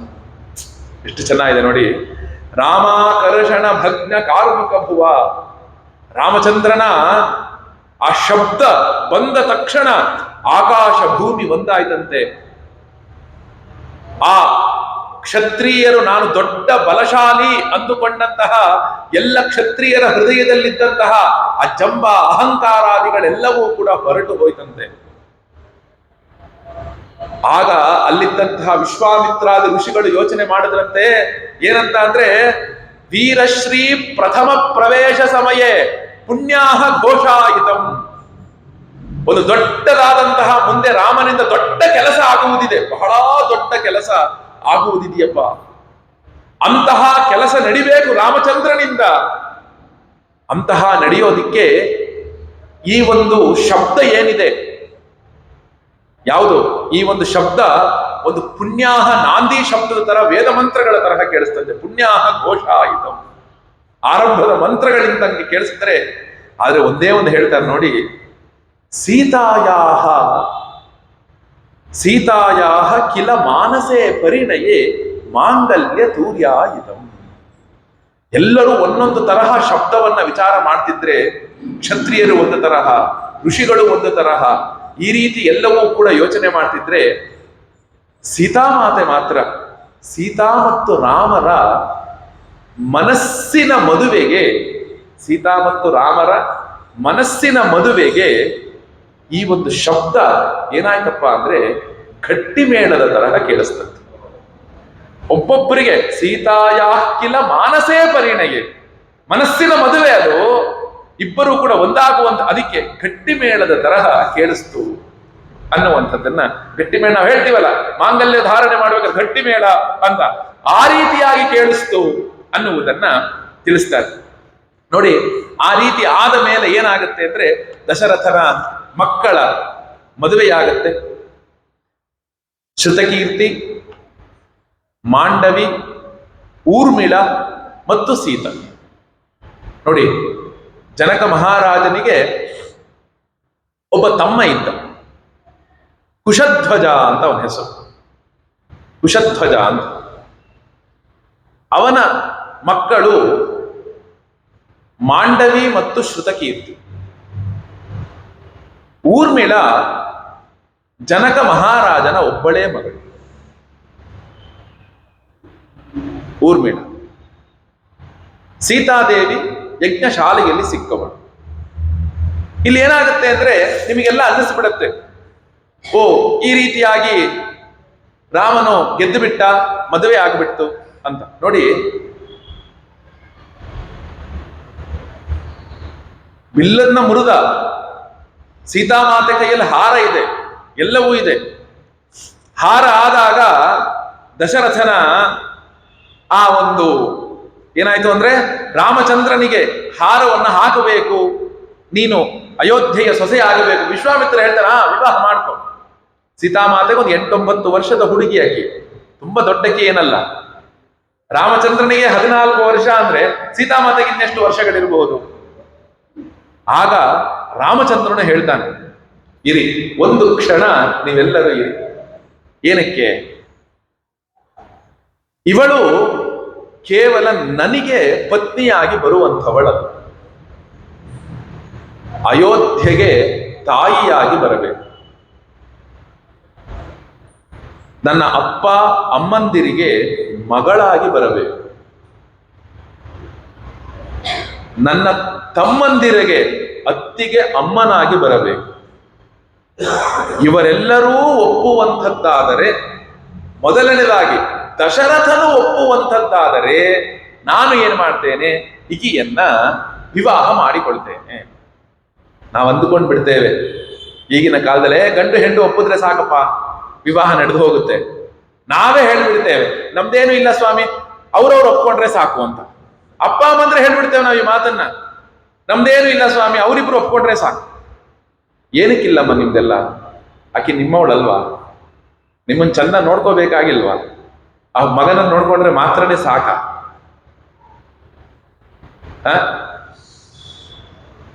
ನೀವೆಲ್ಲರೂ ನೋಡ್ಕೋಬೇಕು ಬೇಡವಾ? ಅವರು ಹೇಗೆ ಸಾಧ್ಯ ಇದೆ? ಯಾವ ರೀತಿ ಸಾಧ್ಯ ಇದೆ? ನೋಡಿ, ಈ ರೀತಿ ಆದಾಗ ಏನಾಗುತ್ತೆ ಅಂದ್ರೆ ತಕ್ಷಣ ವಿಶ್ವಾಮಿತ್ರರು, ಜನಕ ಮಹಾರಾಜ ಎಲ್ಲರೂ ಕೂಡ ದಶರಥನನ್ನ ಹೇಳಿ ಕಳುಹಿಸ್ತಾರೆ. ಆ ಒಂದು ಹೇಳಿ ಕಳುಹಿಸಿದ ಮೇಲೆ ದಶರಥನು ಬರ್ತಾನೆ. ಬಂದ ಮೇಲೆ ರಾಮಚಂದ್ರಾದಿಗಳಿಗೆ ಸಮಾವರ್ತನೆಯನ್ನ ಮಾಡಿಸ್ತಾರೆ. ಸಮಾವರ್ತನೆ ಅಂದ್ರೆ ಏನು? ವಿವಾಹದ ಪೂರ್ವಕವಾಗಿ ಮಾಡುವಂಥದ್ದು. ರಾಮಚಂದ್ರನು ಗುರುಗಳೇ, ರಾಮಚಂದ್ರನು ವಿದ್ಯಾಭ್ಯಾಸ ಎಲ್ಲಿ ಮಾಡ್ದ? ವಿಶ್ವಾಮಿತ್ರರು ಎಲ್ಲಿ ಕರ್ಕೊಂಡು ಬಂದ್ರಲ್ಲ ಅದೇ ವಿದ್ಯಾಭ್ಯಾಸ ರಾಮಚಂದ್ರನಿಗೆ. ಗುರುಕುಲ ವಾಸ. ಹೇಗೆ ಕೃಷ್ಣ ಪರಮಾತ್ಮ ಸಾಂದೀಪಿನಿ ಆಶ್ರಮದಲ್ಲಿ ಹೋಗಿ ಒಂದಷ್ಟು ದಿನ ಇದ್ನೋ, ವಿಶ್ವಾಮಿತ್ರರು ರಾಮಚಂದ್ರನನ್ನ ಕರ್ಕೊಂಡು ಬಂದ್ರಲ್ಲ ಅದೇ ರಾಮಚಂದ್ರನಿಗೆ ಗುರುಕುಲ ವಾಸ. ಅಲ್ಲೇ ವಿದ್ಯೆಯ ಎಲ್ಲಾ ಬೋಧನೆಗಳು ಆಗೋಯ್ತು. ಬಲ ಮತ್ತು ಅತಿಬಲ ಎಂಬ ವಿದ್ಯೆ ಎಲ್ಲವೂ ಕೂಡ ರಾಮಚಂದ್ರನಿಗೆ ಹೇಳಿಕೊಟ್ಟಾಯ್ತು. ಆ ನಂತರ ಏನಾಯ್ತು ಅಂದ್ರೆ ಆ ದಶರಥನಿಗೆ ಬರ್ತಾನೆ, ಸಮಾವರ್ತನೆ ಎಲ್ಲವೂ ಕೂಡ ನಡೆಯುತ್ತೆ. ನಡೆದ ಮೇಲೆ ದಶರಥನ ಮಕ್ಕಳ ಮದುವೆ ಆಗುವಂಥದ್ದಾಗುತ್ತೆ. ನೋಡಿ, ಈ ಮದುವೆಯ ಸಂದರ್ಭದಲ್ಲಿ ವಾಲ್ಮೀಕಿಗಳು ಎಷ್ಟು ಚೆನ್ನಾಗಿ ಈ ಒಂದು ಭಾಗವನ್ನ ಹೇಳಿದರಪ್ಪ ಅಂದ್ರೆ, ಸಮಸ್ತ ಋಷಿಗಳು ಮುನಿಗಳು ಎಲ್ಲರೂ ಕೂಡ, ಯಾರು ವಸಿಷ್ಠರು, ವಿಶ್ವಾಮಿತ್ರರು, ಶತಾನಂದರು ಎಲ್ಲರೂ ಕೂಡ ರಾಮಚಂದ್ರನನ್ನ ಎದುರಿಗೆ ನಿಂತು ರಾಮಚಂದ್ರನ ಮದುವೆಯನ್ನ ಅವರೆಲ್ಲರೂ ಕೂಡ ಮಾಡಿಸಿದ್ರಂತೆ. ಎಷ್ಟರ ಮಟ್ಟಿಗೆ ಅವನ ಶಂಖಪತ್ರೈಹಿ ಸುವೈಸೃಗ್ಭಿಹಿ ಪಾತ್ರೈಹಿ ಅರ್ಘ್ಯಭಿಹಿ ಪೂರಿತೈಹಿ ಲಾದಾ ಪೂರ್ಣೈಷ್ಟ ಪಾತ್ರೀಭಿಹಿ ಅಕ್ಷತೈಹಿ ಅಪಿ ಸಂಸ್ಕೃತೈಹಿ ಅಕ್ಷತೈಹಿ ಸಂಸ್ಕೃತೈಹಿ ಇಷ್ಟೆಲ್ಲ ದೊಡ್ಡ ದೊಡ್ಡ ಯಜ್ಞಶಾಲೆಯನ್ನ ಎಲ್ಲವನ್ನು ತೀರ್ಮಾನ ಮಾಡಿ ಎಲ್ಲವನ್ನು ಕೂಡ ಮಾಡಿದ್ಮೇಲೆ ಏನಾಯ್ತು ಅಂದ್ರೆ, ಒಂದು ಇಯಂ ಸೀತಾ ಮಮಸುತ ಸಹಧರ್ಮ ಚರೀತವ ಪ್ರತೀಚ್ಛ ಚೈನಂ ಭದ್ರಂತೆ ಪಾಣಿಂ ಗೃಹೀಶ್ವ ಪಾಣಿನ ಪತಿವ್ರತ ಮಹಾಭಾಗ ಛಾಯೇವ ಅನುಗತ ಸದಾ ಇತ್ಯುಕ್ತ ಪ್ರಾಕ್ಷಿಪದ್ರಾಜ ಮಂತ್ರಪೂತಂ ಜಲಂತದ. ನಾವೆಲ್ಲ ಅನ್ಕೊಳ್ತೇವೆ ಮಾಂಗಲ್ಯ ಧಾರಣೆ ಮುಹೂರ್ತ ಅಂತ. ಪಾಣಿಗ್ರಹಣವೇ ಮುಹೂರ್ತ. ಶಾಸ್ತ್ರದಲ್ಲಿ ಹೇಳಿರುವಂಥದ್ದು ಪಾಣಿಗ್ರಹಣವೇ. ಮಾಂಗಲ್ಯ ಧಾರಣೆ ಒಂದು ಸಂಕೇತ, ಮದುವೆಯಾಗಿದೆ ಅನ್ನುವುದಕ್ಕೊಂದು ಸಂಕೇತ. ಆದರೆ ನಿಜವಾದಂತಹ ಒಂದು ಶಾಸ್ತ್ರದ ಪ್ರಕಾರ ನಾವೇನಾದ್ರೂ ಒಂದು ಆಶ್ವಲಾಯನ ಗೃಹ್ಯ ಸೂತ್ರವೋ ಆಪಸ್ತಂಭ ಗೃಹ್ಯ ಸೂತ್ರದ ಪ್ರಕಾರ ನಾನು ಮದುವೆ ಮಾಡ್ಕೊಳ್ತೇನೆ ಅಂದ್ರೆ ಅಲ್ಲಿ ಮಾಂಗಲ್ಯ ಧಾರಣೆಯೇ ಬರುವುದಿಲ್ಲ. ಅವೆಲ್ಲವೂ ಪರಂಪರೆಯಿಂದ ನಡೆದುಕೊಂಡು ಬರ್ತಾ ಇರುವಂಥದ್ದು ಆಗುತ್ತೆ. ನೋಡಿ, ಸೀತೆಯನ್ನ ಕರೆದುಕೊಂಡು ಬಂದ್ರಂತೆ. ಕರೆದುಕೊಂಡು ಬಂದಾಗ ಜನಕ ಮಹಾರಾಜ ಎರಡು ಮಾತನ್ನ ಹೇಳ್ತಾನೆ. ಇಲ್ಲಿ ನಿಜವಾಗಲೂ ಎಂತಹ ಕನ್ಯಾಪಿತೃ ಆಗಿದ್ರೂ ಕೂಡ, ಈ ಒಂದು ಸಂದರ್ಭದಲ್ಲಿ ಎಷ್ಟೇ ದೊಡ್ಡವನಾಗಿದ್ರೂ ಕೂಡ ಸೋತು ಬಿಡ್ತಾನಂತ. ಒಬ್ಬ ತಂದೆ, ಹೆಣ್ಣು ಮಗುವಿನ ತಂದೆ ಈ ಒಂದು ಕನ್ಯಾದಾನದ ಸಂದರ್ಭದಲ್ಲಿ ಅವನು ಸೋತು ಬಿಡ್ತಾನೆ ಅನ್ನಕ್ಕೆ ಈ ಒಂದು ಜನಕ ಮಹಾರಾಜ ನೋಡಿ ಹೇಳ್ತಾನೆ, ರಾಮನ ಅಭಿಮುಖವಾಗಿ ನಿಲ್ಲಿಸುತ್ತಂತೆ, ನನ್ನ ಮಗಳಾದಂತಹ ಈ ಸೀತಾ ಎಂಬ ನಾಮಗಳಾದಂತಹ ಇವಳನ್ನ ನಿನಗೆ ಸಹಧರ್ಮಚಾರಿಣಿ ಆಗಿರ್ತಾಳಪ್ಪ. ಇಯಂ ಸೀತಾ ಮಮಸುತ ಸಹಧರ್ಮಚರೀತವ. ನಿನ್ನೆಲ್ಲಾ ಧರ್ಮಾಚರಣೆಗಳಿಗೂ ಕೂಡ ಇವಳು ಹೊಂದಿಕೊಂಡು ನಿನ್ನೊಟ್ಟಿಗೆ ಯಾವಾಗಲೂ ಕೂಡ ಇರುವವಳಾಗ್ತಾಳೆ. ನಿನಗೆ ಮಂಗಳವಾಗ್ಲಪ್ಪ. ಇವಳ ಒಂದು ಪಾಣಿಗ್ರಹಣವನ್ನ ನೀನು ಮಾಡು. ಈ ಸೀತೆಯು ಪತಿವ್ರತೆಯು ಭಾಗ್ಯಶಾಲಿನಿಯೂ ಆಗಿ ಛಾಯೇವ ಅನುಗತ ಸದಾ. ನೋಡಿ, ಜನಕ ಮಹಾರಾಜ ಯಾವ ಶಬ್ದವನ್ನ ಹೇಳಿ ಸೀತೆಯನ್ನ ಕನ್ಯಾದಾನವನ್ನ ಮಾಡಿಕೊಟ್ಟಿದ್ನೋ ಅದನ್ನ ಸೀತಾಮಾತೆ ನಡೆದು ತೋರಿಸುತ್ತು. ಇವಳು ನಿನ್ನನ್ನ ನೆರಳಿನಂತೆ ಹಿಂಬಾಲಿಸ್ತಾಳೆ. ಛಾಯಾ ಅಂದ್ರೆ ನೆರಳು. ಛಾಯೇವ ಅನುಗತ ಸದಾ, ನೆರಳಿನಂತೆ ಇವಳು ನಿನ್ನನ್ನ ಹಿಂಬಾಲಿಸ್ತಾಳಪ್ಪ. ಆದ್ರಿಂದ ಇತ್ಯುಕ್ತ ಪ್ರಾಕ್ಷೀತ್ ರಾಜ ಮಂತ್ರಪೂತಂ ಜಲಂತದ. ಈ ರೀತಿಯಾಗಿ ಏನ್ ಮಾಡ್ತಾನೆ ಅಂದ್ರೆ, ಸೀತಾಮಾತೆಯ ಕೈಯನ್ನ ಇಟ್ಟು ಮಂತ್ರಪೂತವಾದಂತಹ ನೀರಿನಿಂದ ಧಾರೆ ಎರೆದಂತೆ. ಇದನ್ನ ನೋಡಿದ ತಕ್ಷಣ ದೇವ ದುಂದುಭಿ ನಿರ್ಘೋಷ ಪುಷ್ಪವರ್ಷೋ ಮಹಾನದು. ದೇವತೆಗಳು ದುಂದುಭಿ ಎಲ್ಲವನ್ನು ಮಾಡಿ ರಾಮಚಂದ್ರನ ಮೇಲೆ ಆ ಒಂದು ಪುಷ್ಪವೃಷ್ಟಿಯನ್ನೇ ಮಾಡದಂಥವರು ಆದ್ರಂತೆ. ಆದ್ರಿಂದ ಏನಂತ ಅಂದ್ರೆ, ನಂತರ ಲಕ್ಷ್ಮಣನನ್ನ ಕರೀತಾನೆ. ಲಕ್ಷ್ಮಣನನ್ನ ಕರೆದು ಏನ್ ಮಾಡ್ತಾನೆ ಅಂದ್ರೆ, ಊರ್ಮಿಳೆಯನ್ನ ಒಂದು ಕೊಟ್ಟು ವಿವಾಹವನ್ನ ಮಾಡ್ತಾನಂತೆ. ನಂತರ ಇಲ್ಲೊಂದು ಸಣ್ಣ ಒಂದು ಮತ್ತೆ ಧರ್ಮ ಸೂಕ್ಷ್ಮ ಬರುತ್ತೆ. ಏನು ಅಂದ್ರೆ, ರಾಮನಾದ ಮೇಲೆ ಭರತ ಬಂದಂಥದ್ದು, ಹುಟ್ಟಿದಂಥದ್ದು. ಮದುವೆಯೊಳಗೆ ರಾಮನಾದ ಮೇಲೆ ಲಕ್ಷ್ಮಣ ಮದುವೆ ಆದ್ನೆ, ಈ ಕ್ರಮ ಸರಿನಾ? ಅಂದ್ರೆ ಈಗ ಹೇಗೆ ಅಂದ್ರೆ, ಒಂದು ದೊಡ್ಡ ವೇದಿಕೆ ಅಂತ ಅನ್ಕೊಳ್ಳೋಣ, ದೊಡ್ಡ ವೇದಿಕೆ ಅಂತ ಅನ್ಕೊಳ್ಳೋಣ. ನಾವು ವೇದಿಕೆ ಮೇಲೆ ಹತ್ತು ಬಿಡ್ತೇವೆ. ಹತ್ತದಾಗ ನನ್ನದು ಏನೇನ್ ಪಾರ್ಟ್ ಇದೆಯೋ ಅವೆಲ್ಲವನ್ನು ಮುಗಿಸಿ ಒಂದೇ ಸಲ ಕೆಳಗಿಳಿದಿದ್ದ ಲೆಕ್ಕ. ಜನಕ ಮಹಾರಾಜನಿಗೆ ಹೇಳದ್ನಲ್ಲ, ಊರ್ಮಿಳ ಒಬ್ಬಳು ಮಗಳು, ಮತ್ತು ಏನು, ಜನಕ ಮಹಾರಾಜನು ಇಬ್ಬರಿಗೆ ಕನ್ಯಾದಾನವನ್ನು ಮಾಡಬೇಕು. ನಾನು ಸೀತೆಯ ಕನ್ಯಾದಾನ ಆಯಿತು, ನನ್ನ ಇನ್ನೊಬ್ಬಳು ಮಗಳು ಊರ್ಮಿಳೆಯ ಕನ್ಯಾದಾನವನ್ನು ಮಾಡಿ ನಾನು ಪಕ್ಕಕ್ಕೆ ಸರಿದರೆ ನಂತರ ನನ್ನ ತಮ್ಮ ಬಂದು ನಿಂತುಕೊಳ್ತಾನೆ ಅನ್ನೋ ಒಂದು ಕ್ರಮ. ಇದೊಂದು ಲೋಕಾನುಭವ ಅಷ್ಟೇ, ಇಲ್ಲೇನು. ಆಮೇಲೆ ಇನ್ನೊಂದು ಏನು ಅಂದ್ರೆ, ಭರತ ಮತ್ತು ಶತ್ರುಘ್ನರು ವಿವಾಹ ಆದಂಥದ್ದು ಭಿನ್ನ ಉದರ ಸಂಪನ್ನರು. ಅಂದ್ರೇನು, ಶ್ರುತಕೀರ್ತಿ ಮತ್ತು ಮಾಂಡವಿ ಇಬ್ಬರ ತಾಯಿ ಬೇರೆ. ಊರ್ಮಿಳಾ ಮತ್ತು ಸೀತಾ ಅಯೋನಿಜೆ, ಅವಳು ಯಜ್ಞಶಾಲೆಯಲ್ಲಿ ಸಿಕ್ಕಂಥವಳು, ತಂದೆ ಜನಕ ಮಹಾರಾಜ. ಆದ್ದರಿಂದ ಏನಾಯಿತು ಅಂದ್ರೆ, ಒಮ್ಮೆಯ ಕನ್ಯಾದಾನವನ್ನ ಮಾಡಿದಂಥವನಾದ. ಹೀಗೇನಾಯ್ತು ಅಂದ್ರೆ, ನಂತರ ಲಕ್ಷ್ಮಣನನ್ನ ಕರೆದಂಥವನಾಗ್ತಾನೆ. ಲಕ್ಷ್ಮಣನನ್ನ ಕರೆದವನಾಗಿ ಕನ್ಯಾದಾನವನ್ನ ಲಕ್ಷ್ಮಣ ಆಗಚ್ಚ ಭದ್ರಂತೆ ಊರ್ಮಿಳಾ ಮುದ್ಯತಾಂ ಮಯ ಪ್ರತೀಚ್ಛ ಪಾಣಿಂ ಗೃಹ್ಣೀಶ್ವ ಮಾಭೂತ್ ಕಾಲಸ್ಯ ಪರ್ಯಯ. ಲಕ್ಷ್ಮಣ, ಈ ಕಡೆ ಬಾರಪ್ಪ, ನಿನಗೆ ಮಂಗಳವಾಗ. ನಾನು ನಿನಗೆ ಈ ಊರ್ಮಿಳೆಯನ್ನ ಕೊಡ್ತಾ ಇದ್ದೇನೆ, ಸ್ವೀಕಾರ ಮಾಡಪ್ಪ. ಊರ್ಮಿಳೆಯನ್ನ ಸ್ವೀಕಾರ ಮಾಡು ಅಂತ ಹೇಳಿದ ಮೇಲೆ ಏನಾಗುತ್ತೆ ಅಂದ್ರೆ, ನೋಡಿ, ಇಡೀ ರಾಮಾಯಣದಲ್ಲಿ ನಾವೆಲ್ಲರೂ ಕೂಡ ಒಂದು ಸ್ರೋತಸ್ಸಿನಂತೆ, ಅವಳು ಎಲ್ಲೂ ಕೂಡ ವೇದಿಕೆಯ ಮೇಲೆ ಬರೋದಿಲ್ಲ, ಅವಳ ಫೇಸ್ ಜಗತ್ತಿನ ಮುಂದೆ ಬರೋದಿಲ್ಲ. ಆದರೆ ಅವಳ ಗುಣಗಳು ಮಾತ್ರ ರಾಮಾಯಣದಲ್ಲಿ ಅಲ್ಲಲ್ಲಿ ಪ್ರಕಟವಾಗುತ್ತೆ. ಅಂತಹ ಅದ್ಭುತವಾದಂತಹ ಒಂದು ವ್ಯಕ್ತಿತ್ವ ಊರ್ಮಿಳೆಯ ಒಂದು ವ್ಯಕ್ತಿತ್ವ. ಆ ನಂತರ ಏನ್ ಮಾಡ್ತಾನೆ ಅಂದ್ರೆ, ಆ ಊರ್ಮಿಳೆಯನ್ನ ಮಾರ್ಕೊಡ್ತಾನೆ. ನಂತರ ನನ್ನ ತಮ್ಮನನ್ನ ಅವನು ಕರೀತಾನೆ, ಕುಶಧ್ವಜನನ್ನು. ಆ ಕುಶಧ್ವಜ ಕರೆದು, ಆ ಪಾಣಿಂ ಗೃಹಾಣ ಮಾಂಡವ್ಯಾಹ ಪಾಣಿನ ರಘುನಂದನ, ಮಾಂಡವಿಯನ್ನ ಭರತನಿಗೂ ಮತ್ತು ಶ್ರುತಕೀರ್ತಿಯನ್ನ ಶತ್ರುಘ್ನನಿಗೂ ಕೂಡ ವಿವಾಹವನ್ನ ಮಾಡಿಕೊಡ್ತಾರೆ. 4 ಜನರ, ರಾಮನಿಗೆ ಸೀತಾ, ಲಕ್ಷ್ಮಣನಿಗೆ ಊರ್ಮಿಳ, ಭರತನಿಗೆ ಮಾಂಡವಿ, ಶತ್ರುಘ್ನನಿಗೆ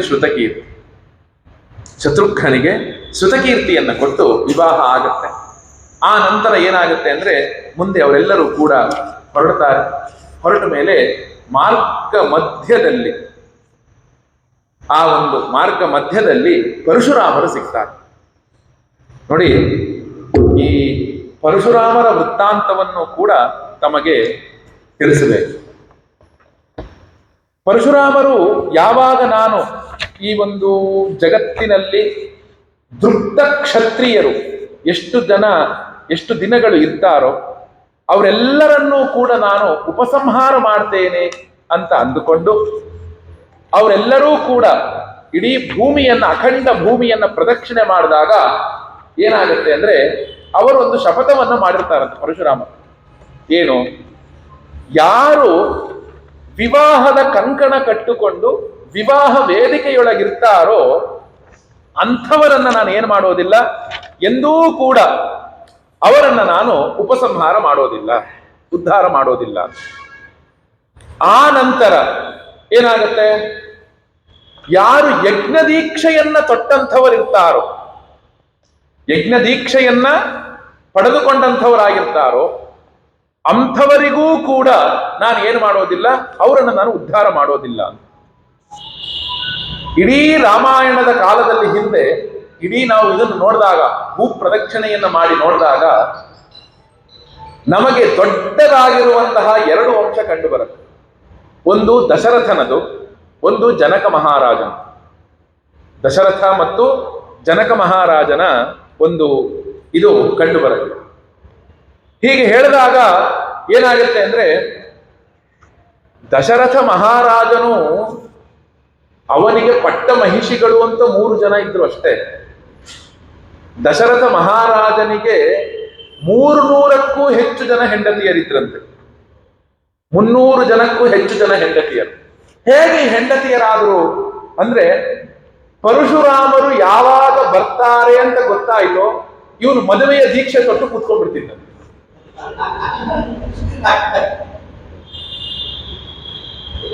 ಮದುವೆಯ ದೀಕ್ಷೆಯನ್ನು ತೊಟ್ಟುಕೊಂಡು ಇವನು ಕುಳಿತುಕೊಂಡು ಬಿಡ್ತಿದ್ದಂತೆ. ಜನಕ ಮಹಾರಾಜನು ಯಜ್ಞ ದೀಕ್ಷೆಯನ್ನು ತೊಡ್ತಾ ಇದ್ದ. ಜನಕ ಮಹಾರಾಜನು ಯಜ್ಞ ದೀಕ್ಷೆಯನ್ನು ತೊಟ್ಟಿದ್ದಂತೆ.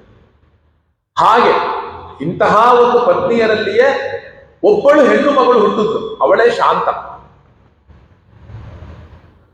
ಅವಳನ್ನೇ ರೋಮಪಾದನಿಗೆ ದತ್ತು ಕೊಟ್ಟಿದ್ದು.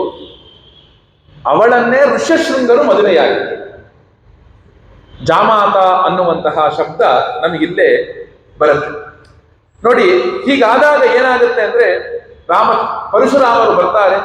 ಸಾಕ್ಷಾತ್ತಾಗಿ ಪರಶುರಾಮರ ಒಂದು ವಿಚಾರವನ್ನ ನಾವು ಹೇಳಿದಾಗ, ಭಗವಂತನ ಅವತಾರ ಏನು ಅಂದ್ರೆ, ಒಬ್ಬ ಭಗವಂತನು ಮತ್ತೊಮ್ಮೆ ಅವತರಿಸಿದಾಗ ಮತ್ತೊಬ್ಬ ಭಗವಂತನು ತನ್ನ ಒಂದು ಅವತಾರವನ್ನು ಏನ್ ಮಾಡಬೇಕು, ಉಪಸಂಹಾರ ಮಾಡ್ಕೋಬೇಕು. ಅದಕ್ಕೆ ಸಮಯ ಬರುತ್ತೆ. ರಾಮಚಂದ್ರನು ನೋಡ್ತಾನೆ. ರಾಮಚಂದ್ರನನ್ನು ನೋಡಿದ ತಕ್ಷಣ ಏನಾಗುತ್ತೆ ಅಂದ್ರೆ, ಪರಶುರಾಮರು ಎದುರಿಗೆ ಬಂದು ನಿಂತಾಗ ಪರಶುರಾಮರು ರಾಮನಿಗೆ ವೈಷ್ಣವ ಧನುಸ್ಸಿನ ಹೆದೆಯನ್ನ ಏರಿಸೋದಕ್ಕೆ ಹೇಳ್ತಾರೆ. ರಾಮಚಂದ್ರನು ಆ ವೈಷ್ಣವ ಧನುಸ್ಸಿನ ಹೆದೆಯನ್ನ ಏರಿಸ್ತಾನೆ. ಅವರ ಕೈಯಲ್ಲಿರುವಂತಹ ಈಶ್ವರ ಕೊಟ್ಟಂತಹ ಪರಶುವನ್ನ ತೆಗೆದುಕೊಳ್ತಾನೆ. ಇದರಿಂದಲೇ ಪರಶುರಾಮರೇ ಹೇಳ್ತಾರೆ, ನನ್ನ ಒಂದು ಅಂಶ, ಮಹಾವಿಷ್ಣುವಿನ ಅಂಶವನ್ನ ಪಡೆದಂಥವರಿಗೆ ಮಾತ್ರವೇ ಈ ಒಂದು ಶಕ್ತಿ ಬರಲು ಸಾಧ್ಯ ಅಂತ ಹೇಳಿ ರಾಮಚಂದ್ರನಿಗೆ ತಪಸ್ಸಿಗಾಗಿ ಹಿಮಾಲಯಕ್ಕೆ ಅವರು ಹೊರಟು ಹೋಗ್ತಾರೆ. ಆ ನಂತರ ಪರಿವಾರ ಸಮೇತನಾಗಿ ಅಯೋಧ್ಯೆಯ ಪುರಿಯನ್ನ ಪ್ರವೇಶವನ್ನ ಮಾಡ್ತಾನೆ. ಹೀಗೆ ಪ್ರವೇಶವನ್ನು ಮಾಡಿದಾಗ ರಾಮಚಂದ್ರನಿಗೆ ಬಹಳ ಮಟ್ಟಿಗೆ ಸೀತಾಮಾತೆ ಇಷ್ಟ ಆಗ್ತಾ ಇದ್ದಂತೆ. ಯಾಕೆ ಇಷ್ಟ ಆಗ್ತಿದ್ದಂತೆ ಗೊತ್ತಾ? ನಮ್ಮಪ್ಪ ಒಪ್ಪಿಕೊಂಡಂತಹ ಹುಡುಗಿ ಅಂತ ನೋಡಿ. ನಮ್ಮಪ್ಪ ಒಪ್ಪಿಕೊಂಡಂತಹ ಹುಡುಗಿ ಅಂತ ರಾಮಚಂದ್ರನು ಸೀತಾಮಾತೆಯನ್ನ ಇಷ್ಟಪಡ್ತಿದ್ದಂತೆ. ಅಷ್ಟೇ ಅಲ್ಲ, ಇನ್ನೊಂದೇನು ಅಂದ್ರೆ, ಮೊದಲು ಅಪ್ಪ ಒಪ್ಪಿದ ಹುಡುಗಿ ಅಂತ ರಾಮಚಂದ್ರನು ಸೀತೆಯನ್ನ ಇಷ್ಟಪಡೋದಕ್ಕೆ ಶುರು ಆದ್ಮೇಲೆ ಸೀತೆಯ ಗುಣಗಳಿಂದಲೂ ಕೂಡ ಅತ್ಯಂತ ಇಷ್ಟ ಪ್ರೀತಿ ಪಾತ್ರಳಾದಂತೆ ರಾಮಚಂದ್ರನು. ಅವಳ ಗುಣದಿಂದಲೂ ಕೂಡ ತುಂಬಾ ಏನಾಗುತ್ತೆ ಅಂದ್ರೆ ಇಷ್ಟಪಾತ್ರಳಾಗ್ತಾರೆ ನೋಡಿ. ಇಲ್ಲಿ ದಶರಥನು ಮಕ್ಕಳ ಜೊತೆಗೆ ಪುರಪ್ರವೇಶವನ್ನ ಮಾಡಿಸಿಬಿಡ್ತಾನೆ. ತಕ್ಷಣ ಏನಾಗುತ್ತೆ ಅಂದ್ರೆ, ಭರತ ಮತ್ತು ಶತ್ರುಘ್ನರನ್ನ ದಶರಥ ಆಗಿಂದಾಗ್ಗೆ ಕೇಕೆಯ ದೇಶಕ್ಕೆ ಕಳಿಸ್ಕೊಟ್ಬಿಡ್ತಾನೆ. ಅವನ ಮಾವ ಯಾರು? ಯುಧಾಜಿತ್ ಅಂತ. ಯುಧಾಜಿತ್ತನು ಅಶ್ವಪತಿ ಮಹಾರಾಜನ ಮಗ ಯುಧಾಜಿತ್. ಆ ಯುಧಾಜಿತ್ತಿನ ತಂಗಿಯೇ ಕೇಕೆಯ ದೇಶದವು. ಅವಳ ಜೊತೆಗೆ ಕಳಿಸ್ಕೊಟ್ಬಿಡ್ತಾನೆ. ಇಲ್ಲಿ ನೋಡಿ, ದಶರಥನ ಒಂದು ಹೃದಯದ ತಳಮಳವನ್ನ ನೀವಿಲ್ಲಿ ವಿಚಾರ ಮಾಡಬೇಕು. ದಶರಥ ಅಂದುಕೊಂಡಿರಲಿಲ್ಲ ಕೌಸಲ್ಯಗೆ ಮೊಟ್ಟ ಮೊದಲ ಮಗು ಆಗತ್ತೆ ಅಂತ. ದಶರಥ ಅಂದ್ಕೊಂಡಿರಲಿಲ್ಲ. ಆಗಿ ಹೋಯ್ತು. ಇಕ್ಕಟ್ಟಿಗೆ ಸಿಗಹಾಕೊಂಡ ದಶರಥ, ತುಂಬಾ ಇಕ್ಕಟ್ಟಿಗೆ ಸಿಗಹಾಕೊಂಡ. ಎಷ್ಟು ಇಕ್ಕಟ್ಟಿಗೆ ಸಿಗಹಾಕೊಂಡ ಅಂದ್ರೆ, ಒಂದು ಕಡೆಗೆ ಮಾವನಿಗೆ ಕೊಟ್ಟ ಮಾತು, ಇನ್ನೊಂದು ಕಡೆಗೆ ಕೈಕೇಯಿ ಹತ್ರ 2 ಬಾಣವನ್ನ ಕೊಟ್ಟು ನಾನು ಕುತ್ಕೊಂಡಿದ್ದೇನೆ, ಯಾವಾಗಾದ್ರೂ ಅವಳು ಬಿಡ್ಬೋದು, ಏನು 2 ವರ. ಮೂರನೆಯದು ಎಲ್ಲದಕ್ಕಿಂತ ದೊಡ್ಡದೇನು? ತನ್ನ ವಂಶದ ಪ್ರತಿಷ್ಠೆ. ಮೊದಲಿಂದ ಇಲ್ಲಿಯವರೆಗೂ ಕೂಡ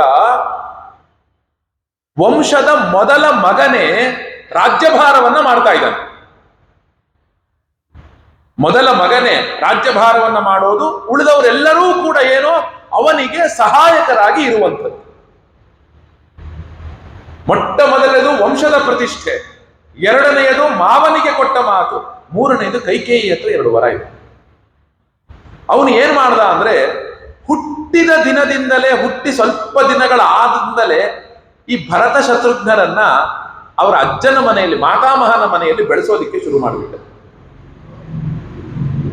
ಮಾತಾಮಹನ ಮನೆಯಲ್ಲಿ ಬೆಳೆಸೋದಿಕ್ಕೆ ಶುರು ಮಾಡಿಬಿಟ್ಟು. ಈಗಲೂ ನೋಡಿ, ಮದುವೆಯಾಗಿ ಅಯೋಧ್ಯೆಗೆ ಬಂದ ತಕ್ಷಣ ಲಕ್ಷ್ಮಣ ರಾಮನನ್ನ ಅಯೋಧ್ಯೆಯಲ್ಲಿ ಇಟ್ಟುಕೊಂಡ, ಭರತ ಶತ್ರುಘ್ನರನ್ನ ತನ್ನ ಮಾವನ ಮನೆ ಕಳಿಸ್ಕೊಟ್ಟ. ಯಾಕೆ? ಈ ಭರತನ ಪರಿಚಯ ಅಯೋಧ್ಯೆಯ ಜನವಾಸಿಗಳಿಗೆ ಆಗಬಾರದು. ಯಾಕೆ? ಭರತನ ಪರಿಚಯ ಈಗ ಇಡೀ ಅಯೋಧ್ಯಾವಾಸಿಗಳು ಯಾರನ್ನು ನೋಡ್ಬೇಕು? ನಿತ್ಯ ರಾಮ ರಾಮ ರಾಮ ರಾಮ ರಾಮ ರಾಮ ಅಂತ ನೋಡ್ಬೇಕು. ರಾಮನನ್ನೇ ಅವನ ಮುಂದೆ ಅವನ ಒಂದು ಇದೇನಿತ್ತು, ಮುಂದೆ ಗೊತ್ತಾಗತ್ತೆ ಈ ದಶರಥನು ಎಲ್ಲೆಲ್ಲಿ ತಪ್ಪುಕೊಂಡ ಅಂತ. ದಶರಥನು ಎಲ್ಲೆಲ್ಲಿ ತಪ್ಪುಕೊಂಡ ಅನ್ನೋದು ಗೊತ್ತಾಗುತ್ತೆ ಮುಂದಕ್ಕೆ. ಪ್ರಜೆಗಳ ಅಭಿಪ್ರಾಯವನ್ನ ಕೇಳ್ತಾನೆ ದಶರಥ. ಇಡೀ ಇಕ್ಷ್ವಾಕು ಕುಲದಲ್ಲಿ ಒಮ್ಮೆಯೂ ಅದು ನಡೆದಿರಲಿಲ್ಲ, ಪ್ರಜೆಗಳ ಅಭಿಪ್ರಾಯವನ್ನ ಕೇಳೋದು. ಅವನು ಕೇಳ್ತಾನೆ, ರಾಮನನ್ನ ನಾವು ಮಾಡಬಹುದೇ ಅಂತ. ಆ ನಂತರ ಏನಾಗುತ್ತೆ ಅಂದ್ರೆ, ಅವನು ಕಳಿಸ್ಕೊಟ್ಬಿಡ್ತಿರ್ತಾನೆ. ಎಷ್ಟರ ಮಟ್ಟಿಗೆ ದಶರಥ ತನ್ನನ್ನ ತಾನು ಬಲೆಯಲ್ಲಿ ಸಿಗಹಾಕಿಸಿಕೊಳ್ತಾನೆ ಅಂದ್ರೆ, ನನ್ನ ಮನೆಯಲ್ಲಿ ಒಂದು ಸಣ್ಣ ರುದ್ರಾಭಿಷೇಕ ಅಂದ್ರೆ ನಾನೇನ್ ಮಾಡ್ತೀನಿ? ಮೊದಲಿಗೆ ಏನ್ ಮಾಡ್ತೀನಿ? ನನ್ನ ಅಪ್ಪ ಅಮ್ಮನಿಗೆ ಫೋನ್ ಮಾಡ್ತೇನೆ, ಅಣ್ಣ ಅಮ್ಮ ಮನೇಲಿ ಒಂದು ರುದ್ರಾಭಿಷೇಕ ಇಟ್ಕೊಂಡಿದ್ದೇನೆ, ಬನ್ನಿ. ಅವ್ರು ಬರ್ತಾರೋ ಬಿಡ್ತಾರೋ ಗೊತ್ತಿಲ್ಲ, ಕರಿತೇನೆ. ನಂತರ ಏನ್ ಮಾಡ್ತೇನೆ? ತಮ್ಮನಿಗೆ ಹೇಳ್ತೇನೆ, ನಂತರ ತಂಗಿಗೆ ಹೇಳ್ತೇನೆ, ನಂತರ ಅತ್ತೆ ಮಾವನಿಗೆ ಹೇಳ್ತೇನೆ, ನಂತರ ಇಷ್ಟ ಬಂಧು ಮಿತ್ರರಿಗೆ ಹೇಳ್ತೇನೆ. ಒಂದು ಸಣ್ಣ ರುದ್ರಾಭಿಷೇಕವನ್ನು ಇಟ್ಟುಕೊಂಡ್ರೇನೆ ಇಷ್ಟೊಂದು ಆಲೋಚನೆಯನ್ನ ಮಾಡುವಂತಹ ನಾನು ಶ್ರೀರಾಮಚಂದ್ರನ ಪಟ್ಟಾಭಿಷೇಕ, 2 ರಾಜ್ಯಗಳಿಗೆ ಈ ಸುದ್ದಿಯೇ ಹೋಗಲಿಲ್ಲ. ಒಂದು ಜನಕನ ರಾಜ್ಯಕ್ಕೆ, ಮಿಥಿಲಾ ಪಟ್ಟಣಕ್ಕೆ, ಇನ್ನೊಂದು ಕೇಕೆಯ ರಾಜ್ಯಕ್ಕೆ ಸುದ್ದಿಯೇ ಹೋಗಲಿಲ್ಲ. ಅವರಿಬ್ರು ಬರಲೇ ಇಲ್ಲ ರಾಮನ ಪಟ್ಟಾಭಿಷೇಕಕ್ಕೆ. ಯಾಕೆ ಗೊತ್ತಾಗ್ಲಿಲ್ಲ? ಜನಕ ಮಹಾರಾಜ ತುಂಬಾ ಧರ್ಮಿಷ್ಠ, ಸತ್ಯದ ಮಾತಿನ ಮೇಲೆ ನಿಲ್ಲುವಂತಹ ಮಹಾರಾಜ. ಜನಕನ ಮಹಾರಾಜನ ಒಂದು ವ್ಯಕ್ತಿತ್ವ ಎಂಥದ್ದು ಅಂತ ಉಪನಿಷತ್ತುಗಳೆಲ್ಲ ಕೊಂಡಾಡಿದೆ. ಉಪನಿಷತ್ತುಗಳೆಲ್ಲ ಜನಕಃ ಇತಿ ಜನಾ ಧಾವಂತಿ ಇತಿ ಅಂತ. ಆಗಿನ ಕಾಲದ ತತ್ವಜ್ಞಾನಿ ಆ ಜನಕ. ಉಪನಿಷತ್ತುಗಳೆಲ್ಲ ಕೊಂಡಾಡಿದೆ. ಈ ದಶರಥ ಅಶ್ವಪತಿ ಮಹಾರಾಜನಿಗೆ ಮಾತು ಕೊಟ್ಟಿದ್ದು ಜನಕನಿಗೆ ಗೊತ್ತಿತ್ತು, ನಿನ್ನ ಮಗಳ ಮಗ ಪಟ್ಟವನ್ನ ಕೊಡ್ತಾನೆ ಅಂತ. ಅವನು ಬಂದು ಮಾತು ಕೊಟ್ಟಿದ್ಯಲ್ಲ ಕೊಡ ಅಂತ ಹೇಳ್ಬಿಡ್ತಾನೆ. ನೋಡಿ, ತನ್ನ ಮಗಳು ಸೀತಾ ಆದ್ರೂ ಕೂಡ ನೀನು ನಿನ್ನ ಮಾತಿನ ಮೇಲೆ ನಿಂತು ಅಂತ ಹೇಳ್ತಾನೆ. ಇತ್ತ ಏನಾಯ್ತು? ಒಂದು ಮಾತು. ಇಲ್ಲೇನಾದ್ರೂ ಆ ಒಂದು ಸೋದರ ಮಾವ, ಯಾರಿಗೆ? ಭರತನಿಗೂ ಮತ್ತು ಶತ್ರುಘ್ನಿಗೂ. ಯಾರು? ಯುಧಾಜಿತ್, ಅಶ್ವಪತಿ ಮಹಾರಾಜ ಅಜ್ಜ. ಅವ್ರೇನಾದ್ರೂ ಕೇಳಿಬಿಟ್ರೆ ಏನ್ ಮಾಡೋದು? ಸ್ವತಃ ಅಣ್ಣನ ಪಟ್ಟಾಭಿಷೇಕದ ವಿಷಯ ಸ್ವಂತ ತಮ್ಮನಿಗೆ ತಿಳಿಯದೆ ಮಾಡಿದ್ದ. ಯಾರೋ ಪ್ಲಾನ್ ಮಾಡಿದ್ದ ದಶರಥ. ಎಂಥ ಇರ್ಬೇಕು ನೋಡಿ. ಇಷ್ಟೆಲ್ಲ ತನ್ನ ಬಲೆಯೊಳಗೆ ತಾನೇ ಸಿಗ ಹಾಕೊಳ್ಳಕ್ಕೆ ಕಾರಣ ಯಾರು ಗೊತ್ತಾ? ಅವನೇ ಸ್ವಯಂಕೃತ ಅಪರಾಧ, ಬೇರೆ ಯಾರು ಅಲ್ಲ.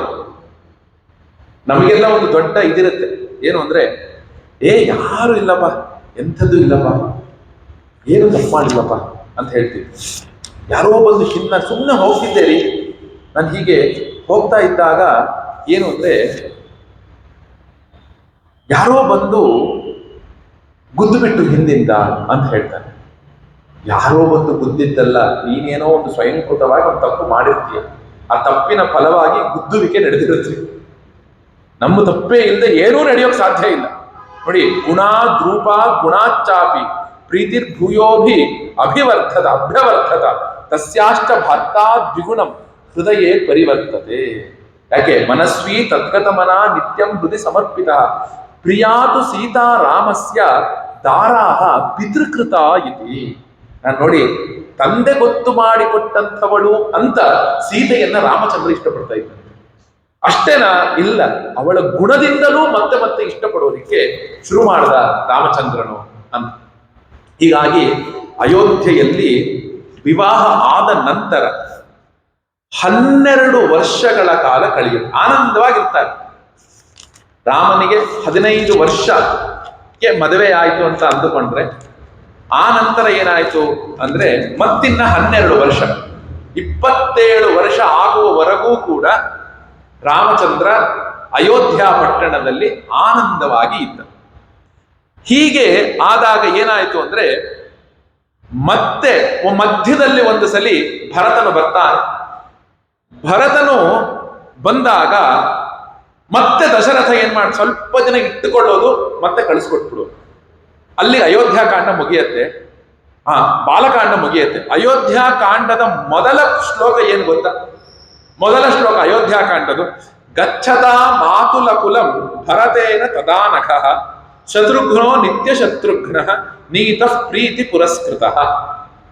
ಭರತನನ್ನ ಮತ್ತೆ ತನ್ನ ಅಜ್ಜನ ಮನೆಗೆ ಕಳುಹಿಸಿಕೊಟ್ಟ ನಂತರ ಅವನ ಜೊತೆಗೆ ಶತ್ರುಘ್ನನು ಕೂಡ ಭರತನ ಜೊತೆಗೆ ಅವನ ಅಜ್ಜನ ಮನೆಗೆ ಹೋದ. ನಂತರ ಅಲ್ಲಿ ಯಾರಿದ್ರು?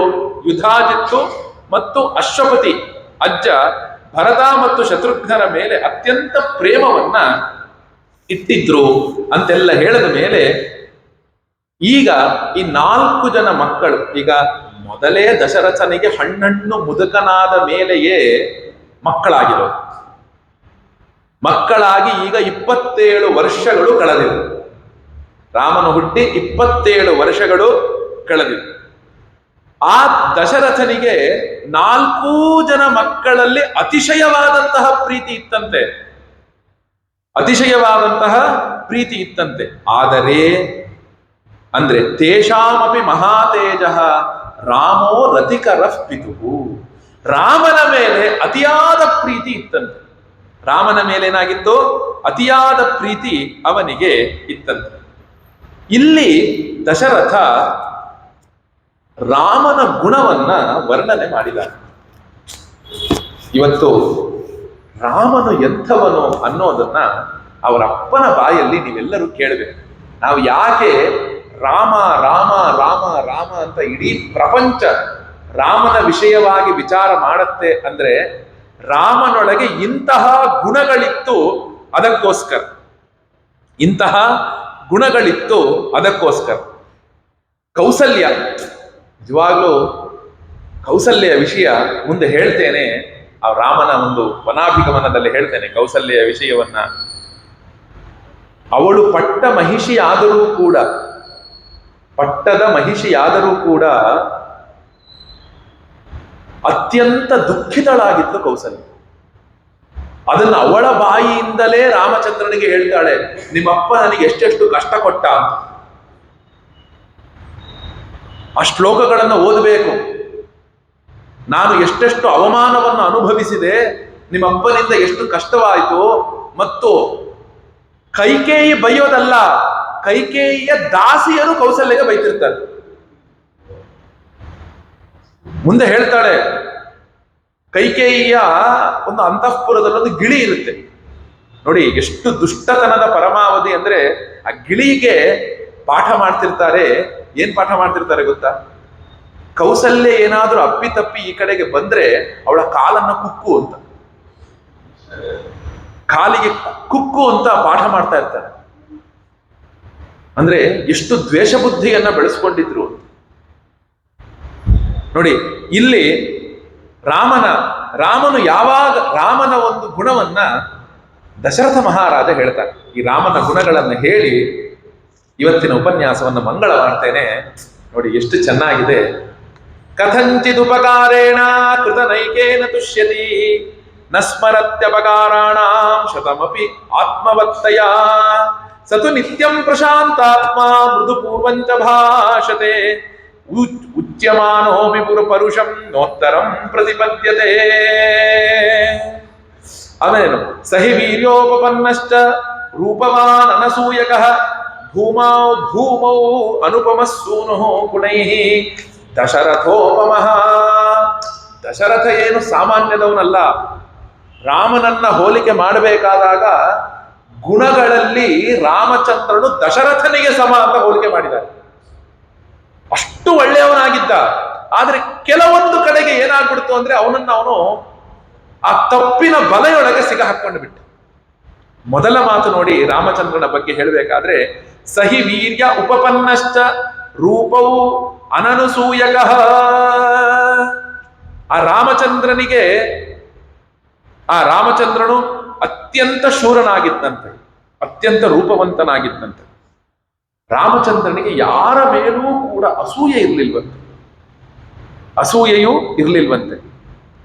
ಮತ್ತಿನ್ನೇನಪ್ಪ ಅಂದ್ರೆ ಎಲ್ಲಾ ಒಳ್ಳೆಯ ಗುಣಗಳು ದಶರಥನಲ್ಲಿ ಇದ್ದು ಆ ಎಲ್ಲ ಗುಣಗಳು ಕೂಡ ರಾಮಚಂದ್ರನಲ್ಲಿ ಇತ್ತಂತೆ. ಅವನು ಹೇಗಿದ್ದ? ಸತು ನಿತ್ಯಂ ಪ್ರಶಾಂತಾತ್ಮ.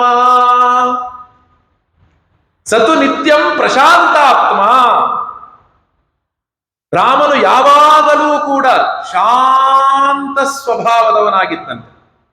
ಒಮ್ಮೆಯೂ ಕೂಡ ತನ್ನ ಮನಸ್ಸನ್ನ ಉದ್ವೇಗಕ್ಕೆ ಒಳಪಡ್ತಿರ್ಲಿಲ್ವಂತೆ. ಮೃದು ಪೂರ್ವಂಚ ಭಾಷತೆ. ಯಾರೊಟ್ಟಿಗೆ ಮಾತನಾಡಬೇಕಾದ್ರೂ ಕೂಡ ಅತ್ಯಂತ ಮೃದುತ್ವದಿಂದ ಮಾತಾಡ್ತಿದ್ದಂತೆ ರಾಮಚಂದ್ರ. ಸಾಫ್ಟ್. ಹೆಂಗಿದೆಯೋ ಅಂತಿರ್ಲಿಲ್ಲ ಅವನು. ನಾವೇನ್ ಮಾತಾಡ್ತೀವಿ? ಏನ್ರೇ ಚೆನ್ನಾಗಿದ್ದೀರೇನ್ರೇ? ಅಲ್ಲಿ ಗೌರವವು ಸೂಚಿಸ್ದಂಗಿರ್ಬೇಕು, ಜೋರು ಮಾಡ್ದಂಗಿರ್ಬೇಕು. ಏನ್ರೇ ಹೆಂಗಿದ್ದೀರ್ರಿ ಅಂದ್ರೆ ಯಾವ ಟೋನಲ್ಲಿ ಮಾತಾಡ್ಬೇಕು. ಎಷ್ಟು ಚೆನ್ನಾಗಿದೆ ನೋಡಿ. ಮೃದುಪೂರ್ವಂಚ ಭಾಷತೆ. ಅತ್ಯಂತ ತುಂಬಾ ಮೃದುವಿಂದ ಮಾತನಾಡ್ತಿದ್ದಂತೆ. ಉಚ್ಯಮಾನೋಪಿ ಪರುಷಂ ನೋತ್ತರಂ ಪ್ರತಿಪದ್ಯತೆ. ಆಹಾ, ಇದು ರಾಮಚಂದ್ರನಿಗೆ ಮಾತ್ರವೇ ಬರುವಂಥದ್ದು. ಇದು ಯಾರಾದರೂ ಕೂಡ ರಾಮಚಂದ್ರನ ಮೇಲೆ ಒಂದು ಸಿಟ್ಟಿನಿಂದ ಬೈದ್ರೂ ಕೂಡ ರಾಮಚಂದ್ರನು ಅವರಿಗೆ ಮತ್ತೆ ತಿರುಗಿಸಿ ಬೈತಿರ್ಲಿಲ್ವಂತೆ. ಉಚ್ಯಮಾನೋಪಿ ಪರುಷಂ. ರಾಮಚಂದ್ರನಿಗೆ ಯಾರು ಏನಾರು ಅಂದ್ರೂ ಕೂಡ ಅವನು ಮಾತ್ರ ಯಾರಿಗೂ ಏನು ಅಂತ ಇರ್ಲಿಲ್ವಂತೆ. ಮತ್ತಿನೇನು? ಕಥಂಚಿದ್ ಉಪಕಾರೇಣ ಕೃತೆ ನೈಕೇನ ತುಷ್ಯತೆ. ಯಾವುದಾದರೂ ಒಂದು ಚಿಕ್ಕ ಉಪಕಾರವನ್ನ ರಾಮಚಂದ್ರನಿಗೆ ಮಾಡಿದ್ರು ಸಾಕಂತೆ ಅದರಿಂದಲೇ ಬಹಳ ಸಂತೋಷವನ್ನ ಅನುಭವಿಸ್ತಾ ಇದ್ದಂತೆ. ತುಂಬಾ ಸಂತೋಷವನ್ನ ರಾಮಚಂದ್ರ ಅನುಭವಿಸ್ತಿದ್ದಂತೆ. ನ ಸ್ಮರತಿ ಅಪಕಾರಾಣ ಶತಮಪಿ ಆತ್ಮವತ್ತಯ. ಮತ್ತಿನ್ನೇನು ಅಂದ್ರೆ ಯಾರು ಅವನಿಗೆ ಒಂದು ನೂರಾರು ಅಪಕಾರಗಳನ್ನ ಮಾಡಿದ್ರೂ ಕೂಡ, ಒಂದು ಸಣ್ಣ ಉಪಕಾರವನ್ನ ಮಾಡಿದ್ರೂ ಅನೇಕ ವರ್ಷಗಳ ಕಾಲ ಯಾವಾಗಲೂ ಅವನನ್ನ ನೋಡಿದಾಗ ರಾಮಚಂದ್ರ ನೀನ್ ನನಗಂಥದ್ದನ್ನು ಮಾಡಿದ್ಯಪ್ಪ, ಬಹಳ ಸಂತೋಷ ಆಯ್ತು ಅಂತ ಏನ್ ಮಾಡ್ತಿದ್ದಂತೆ? ಅವ್ರನ್ನ ಹೊಗಳ್ತಾ ಇದ್ದಂತೆ. ಅವನಿಗೆ ನಿತ್ಯ ನೂರು ತಪ್ಪನ್ನ ಯಾರು ಮಾಡಿದ್ರೂ ಕೂಡ ಅವರ ಬಗ್ಗೆ ಒಂದೇ ಒಂದು ಮಾತನ್ನು ಆಡ್ತಿರ್ಲಿಲ್ಲ. ಇವನು ಹಿಂಗ್ ಮಾಡ್ದ, ಇವನಿಂದ ಹೀಗಾಯ್ತು, ಇವನು ಹೀಗ್ ಮಾಡ್ದ ಅಂತ ಮಾತಾಡ್ತಿರ್ಲಿಲ್ವಂತೆ.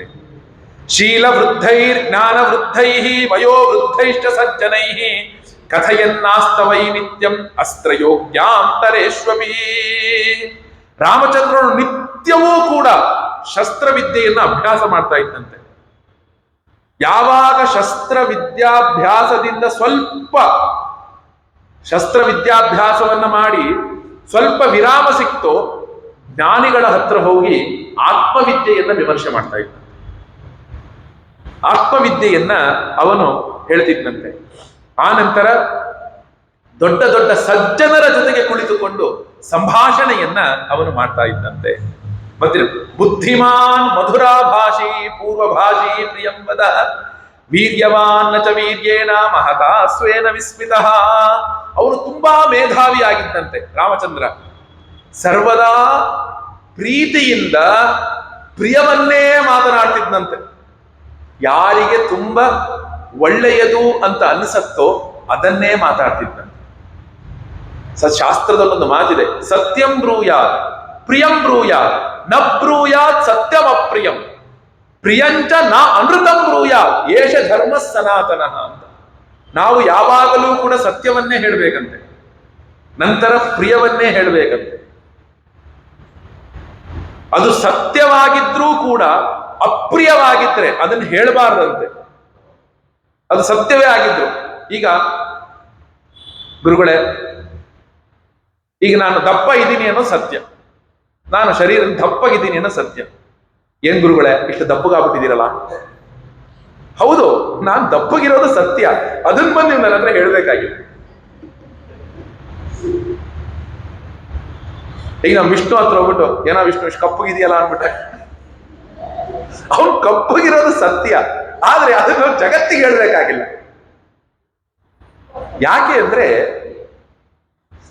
ಯಾಕೆ ಅಂದ್ರೆ ನಬ್ರೂಯಾತ್ ಸತ್ಯಂ ಸತ್ಯವಾಗಿದ್ರೂ ಕೂಡ ಅಪ್ರಿಯವಾಗಿದ್ದರೆ ಅದನ್ನ ಹೇಳಬಾರ್ದಂತೆ. ಹಾಗಂತ ಪ್ರಿಯಂಚ ನ ಅನೃತಂ ಬ್ರೂಯಾತ್ ಪ್ರಿಯಂಚ ನ ಅನೃತಂ ಬ್ರೂಯಾತ್ ಅವನಿಗೆ ಸಂತೋಷ ಆಗತ್ತೆ ಅಂತ ಸುಳ್ಳನ್ನು ಹೇಳಬಾರ್ದಂತೆ. ನೀವು ಬಿಡಿ ಗುರುಗಳೇ, ತುಂಬಾ ಸ್ಲಿಮ್ ಆಗಿದ್ದೀರಾ ಅಂದ್ರೆ ನೀವು ಸುಳ್ಳು ಹೇಳ್ತಿದ್ದೀಯಾ ಅಂತ ಅರ್ಥ. ಯಾಕೆ ನನಗೆ ಸಂತೋಷ ಆಗತ್ತೆ ತೆಗೆ ಸುಬ್ರಾವ್, ಸುಳ್ಳನ್ನು ಹೇಳಬಾರ್ದು.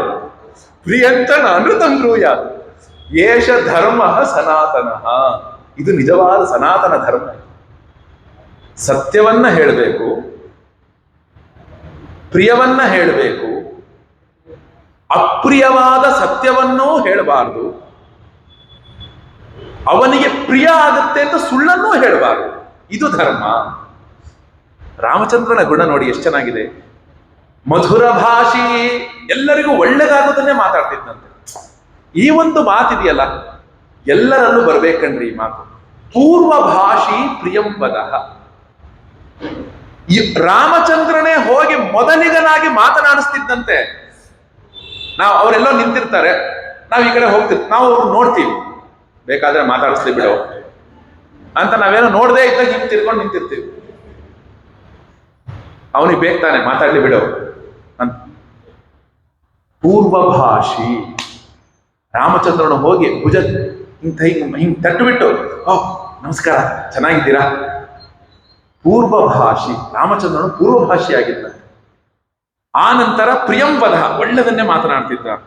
ವೀರ್ಯವಾನ್ ನಚ ವೀರ್ಯೇಣ ಮಹತಾ ಸ್ವೇನ ವಿಸ್ಮಿತ. ನೋಡಿ, ಅವನು ಮಹಾಶೂರನಾಗಿದ್ದಂತೆ. ನಮ್ಗೆ ತುಂಬಾ ಶಕ್ತಿ ಇದೆ ಅನ್ನೋ ಅಹಂಕಾರ ಒಂದು ಸ್ವಲ್ಪವೂ ಇರಲಿಲ್ಲ.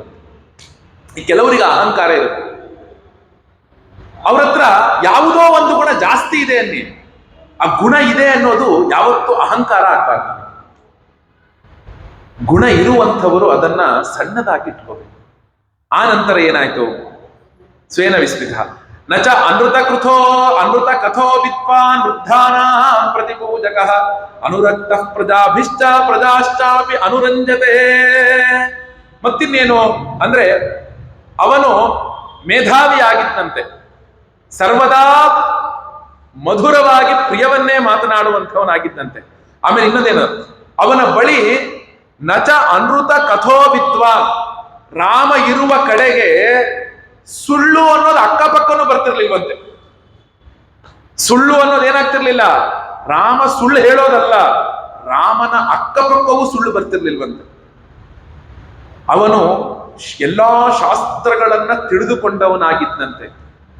ಗುರು ಹಿರಿಯರನ್ನ ಗೌರವದಿಂದ ಪೂಜಿಸತಕ್ಕವಂಥವನಾಗಿದ್ದಂತೆ. ಇಡೀ ಅಯೋಧ್ಯ ನಗರಿ ಎಲ್ಲರೂ ಕೂಡ ರಾಮಚಂದ್ರನನ್ನ ಅಷ್ಟು ಇಷ್ಟವನ್ನ ಪಡ್ತಿದ್ರಂತೆ, ಅನುರಾಗ ಇತ್ತಂತೆ.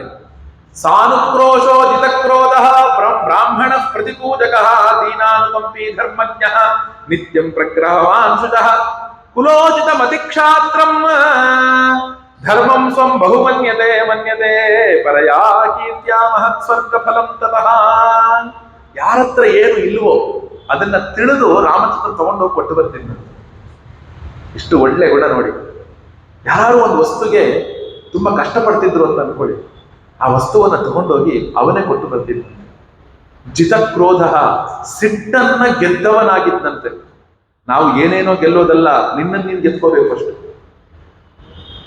ನನ್ನನ್ನ ನಾನು ಗೆದ್ದುಕೊಂಡಾಗ ಎಲ್ಲವನ್ನೂ ಗೆಲ್ಲಬಹುದು ನೀನು. ಆಮೇಲೇನು, ಎಲ್ಲ ಋಷಿ ಮುನಿಗಳನ್ನ ಅತ್ಯಂತ ಭಕ್ತಿಯಿಂದ ಪೂಜಿಸುತ್ತಿದ್ದಂತೆ, ದೀನ ದಲಿತರಲ್ಲಿ ಮರುಪವನ್ನ ಉಳ್ಳವನಾಗಿದ್ದಂತೆ, ಧರ್ಮಜ್ಞನಾಗಿದ್ದಂತೆ. ನೋಡಿ, ಎಂದೂ ಕೂಡ ಮತ್ತೊಬ್ಬರ ಹತ್ತಿರ ಇದ್ದಂತಹ ವಸ್ತುವನ್ನ ಅಪ್ಪಿತಪ್ಪಿಯೂ ಬಯಸ್ತಾ ಇರಲಿಲ್ವಂತೆ. ಎಷ್ಟೇ ದೊಡ್ಡ ವಸ್ತು ಆಗ್ಲಿ, ಎಂಥದ್ದೇ ಆಗ್ಲಿ, ಅದು ನನ್ನ ಹತ್ರ ಇದ್ದಿದ್ರೆ ಚೆನ್ನಾಗಿರ್ತಿತ್ತಪ್ಪ ಅಂತ ಅನ್ಕೊಳ್ತಾ ಇರ್ಲಿಲ್ವಂತೆ. ನಿನ್ನ ಹತ್ರ ಇದೆಯಾ, ಸಂತೋಷಾಣೆ, ಚೆನ್ನಾಗಿ ಅಂತ ಹೇಳ್ತಾ ಇದ್ದ.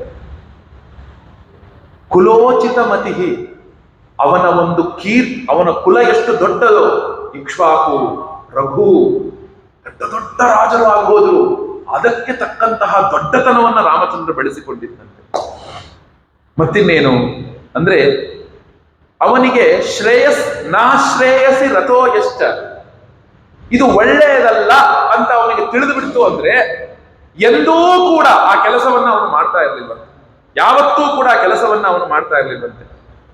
ಮತ್ತಿನ್ನೇನು, ಒಮ್ಮೆಯೂ ಕೂಡ ಕೆಟ್ಟ ಕೆಲಸದ ವಿಷಯವಾಗಿ ಅವನು ಮಾತಾಡ್ತಾನೂ ಇರ್ಲಿಲ್ವಂತೆ. ಅವನಿಗೆ ಬೃಹಸ್ಪತಿಯಷ್ಟು ವಾಕ್ಶಕ್ತಿ ಇತ್ತಂತೆ.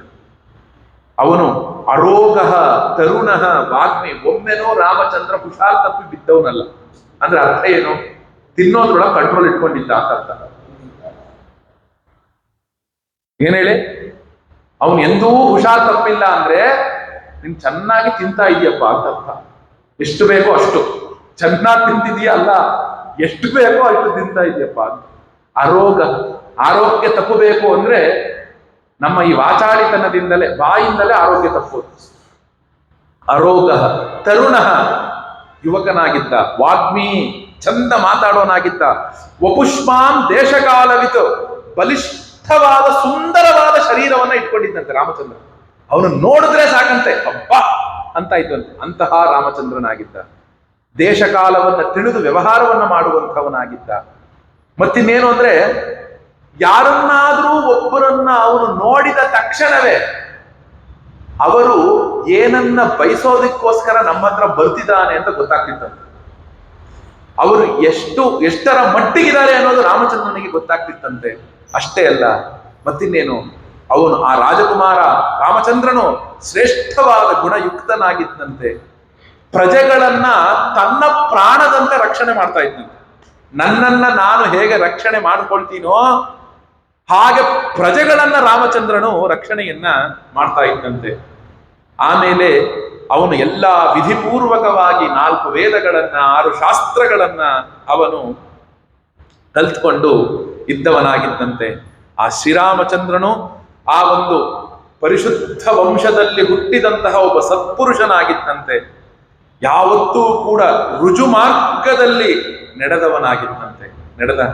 ಇಶ್ವಸ್ತ್ರೇ ಪಿತುಶ್ರೇಷ್ಠ ಬಭೂವ ಭರತಾಗ್ರಜ. ಭರತನ ಅಣ್ಣ ಇದನಲ್ಲ ಆ ರಾಮಚಂದ್ರ, ಎಂದೂ ಕೂಡ ಧರ್ಮಾರ್ಥ ಕಾಮ ತತ್ವಜ್ಞ, ಸ್ಮೃತಿಮಾನ್ ಪ್ರತಿಭಾನವಾನ್, ಲೌಕಿಕೆ ಸಮಯಾಚಾರೇ ಕೃತಕಲ್ಪೋ ವಿಶಾರದ. ಧರ್ಮಾರ್ಥ ಕಾಮ ತತ್ವಜ್ಞ, ಧರ್ಮವನ್ನು, ಅರ್ಥವನ್ನು, ಎಲ್ಲಾ ತತ್ವಗಳನ್ನು ತಿಳಿದವನಾಗಿದ್ದ, ನೆನಪಿಟ್ಟುಕೊಳ್ಳವನಾಗಿದ್ದ. ಯಾವತ್ತೋ ಒಂದು ದಿನ ಒಂದು ಸಣ್ಣ ವಿಚಾರ ಮಾಡಿದ ತಕ್ಷಣ ಏನಾಗ್ತಿತ್ತು, ಅವನಿಗೆ ನೀವು ಇದನ್ನು ಮಾಡಿದಿರಲ್ಲ ಅಂತ ನೆನಪಿಟ್ಟುಕೊಳ್ತಾ ಇದ್ದಂತೆ. ಆಮೇಲೆ ಇನ್ನೊಂದು ಒಳ್ಳೆಯ ಗುಣ ರಾಮಚಂದ್ರನಲ್ಲಿತ್ತಂತೆ. ನೋಡಿ ಹೇಳ್ಬಿಡ್ತೇನೆ. ಏನಪ್ಪಾ ಗುಣ ಅಂತ ಹೇಳಿದ್ರೆ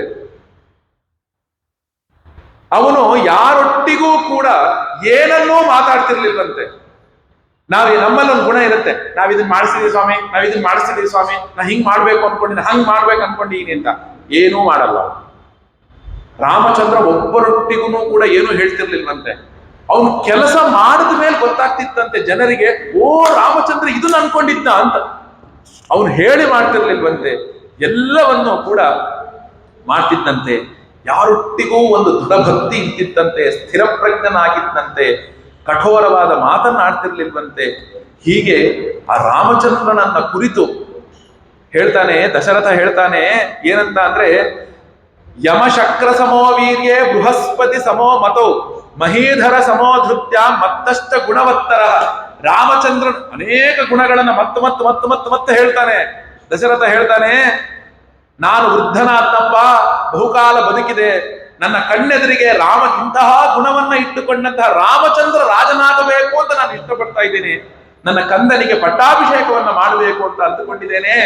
ಯಾಕೆ ಅಂದ್ರೆ ರಾಮಚಂದ್ರನು ನನಗಿಂತಲೂ ಗುಣಶಾಲಿಯಾಗಿದ್ದಾನೆ ಅಂತ ಹೇಳಿ ಪಟ್ಟಾಭಿಷೇಕವನ್ನ ಮಾಡಬೇಕು ಅಂತ ದಶರಥನು ಮನಸ್ಸಲ್ಲಿ ಅಂದುಕೊಳ್ತಾನೆ.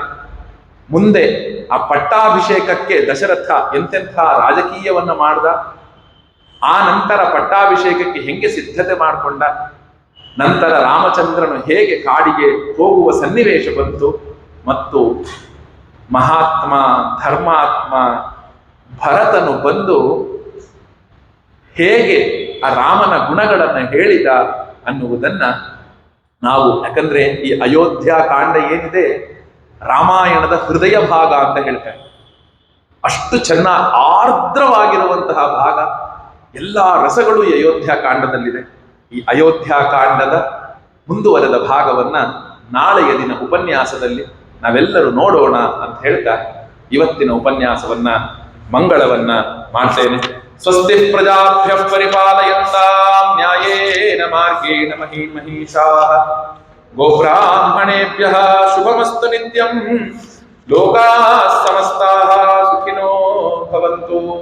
ಕಾಲೇ ವರ್ಷತು ಪರ್ಜನ್ಯಃ ಪೃಥಿವೀ ಸಸ್ಯಶಾಲಿನಿ ದೇಶೋಯಂ ಶೋಭರಹಿತಃ ಸಜ್ಜನಾಃ ಸಂತು ನಿರ್ಭಯಾಃ ಅಪುತ್ರಾಃ ಪುತ್ರಿಣಃ ಸಂತು ಪೌತ್ರಿಣಃ ಧನಾಃ ಸದನಾಃ ಸಂತು ಜೀವಂತು ಶರದಾಂ ಶತಂ ಚರಿತಂ ರಘುನಾಥಸ್ಯ ಶತಕೋಟಿ ಪ್ರವಿಸ್ತರಂ ಏಕೈಕಮಕ್ಷರಂ ಪ್ರೋಕ್ತಂ ಮಹಾಪಾತಕನಾಶನಂ ಶೃಣ್ವನ್ ರಾಮಾಯಣಂ ಭಕ್ತ್ಯಾ ಯಃಪಾದಂ ಪದಮೇವ ಸಯಾತಿ ಬ್ರಹ್ಮಣ ಸ್ಥಾನಂ ಬ್ರಹ್ಮಣಾ ಪೂಜ್ಯತೆ ನಮಃ.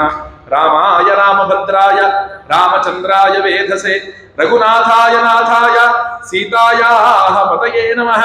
ಯನ್ಮಂಗಳಂ ಸಹಸ್ರಾಕ್ಷೇ ಸರ್ವದೇವ ನಮಸ್ಕೃತೆ ವೃತ್ರನಾಶೇ ಸಮಭವತ್ತತ್ತೇ ಭವತು ಮಂಗಳಂ. ಮಂಗಳಂ ಕೋಸಲೇಂದ್ರಾಯ ಮಹನೀಯ ಗುಣಾತ್ಮನೆ ಚಕ್ರವರ್ತಿ ತನೂಜಾಯ ಸಾರ್ವಭೌಮಾಯ ಮಂಗಳಂ.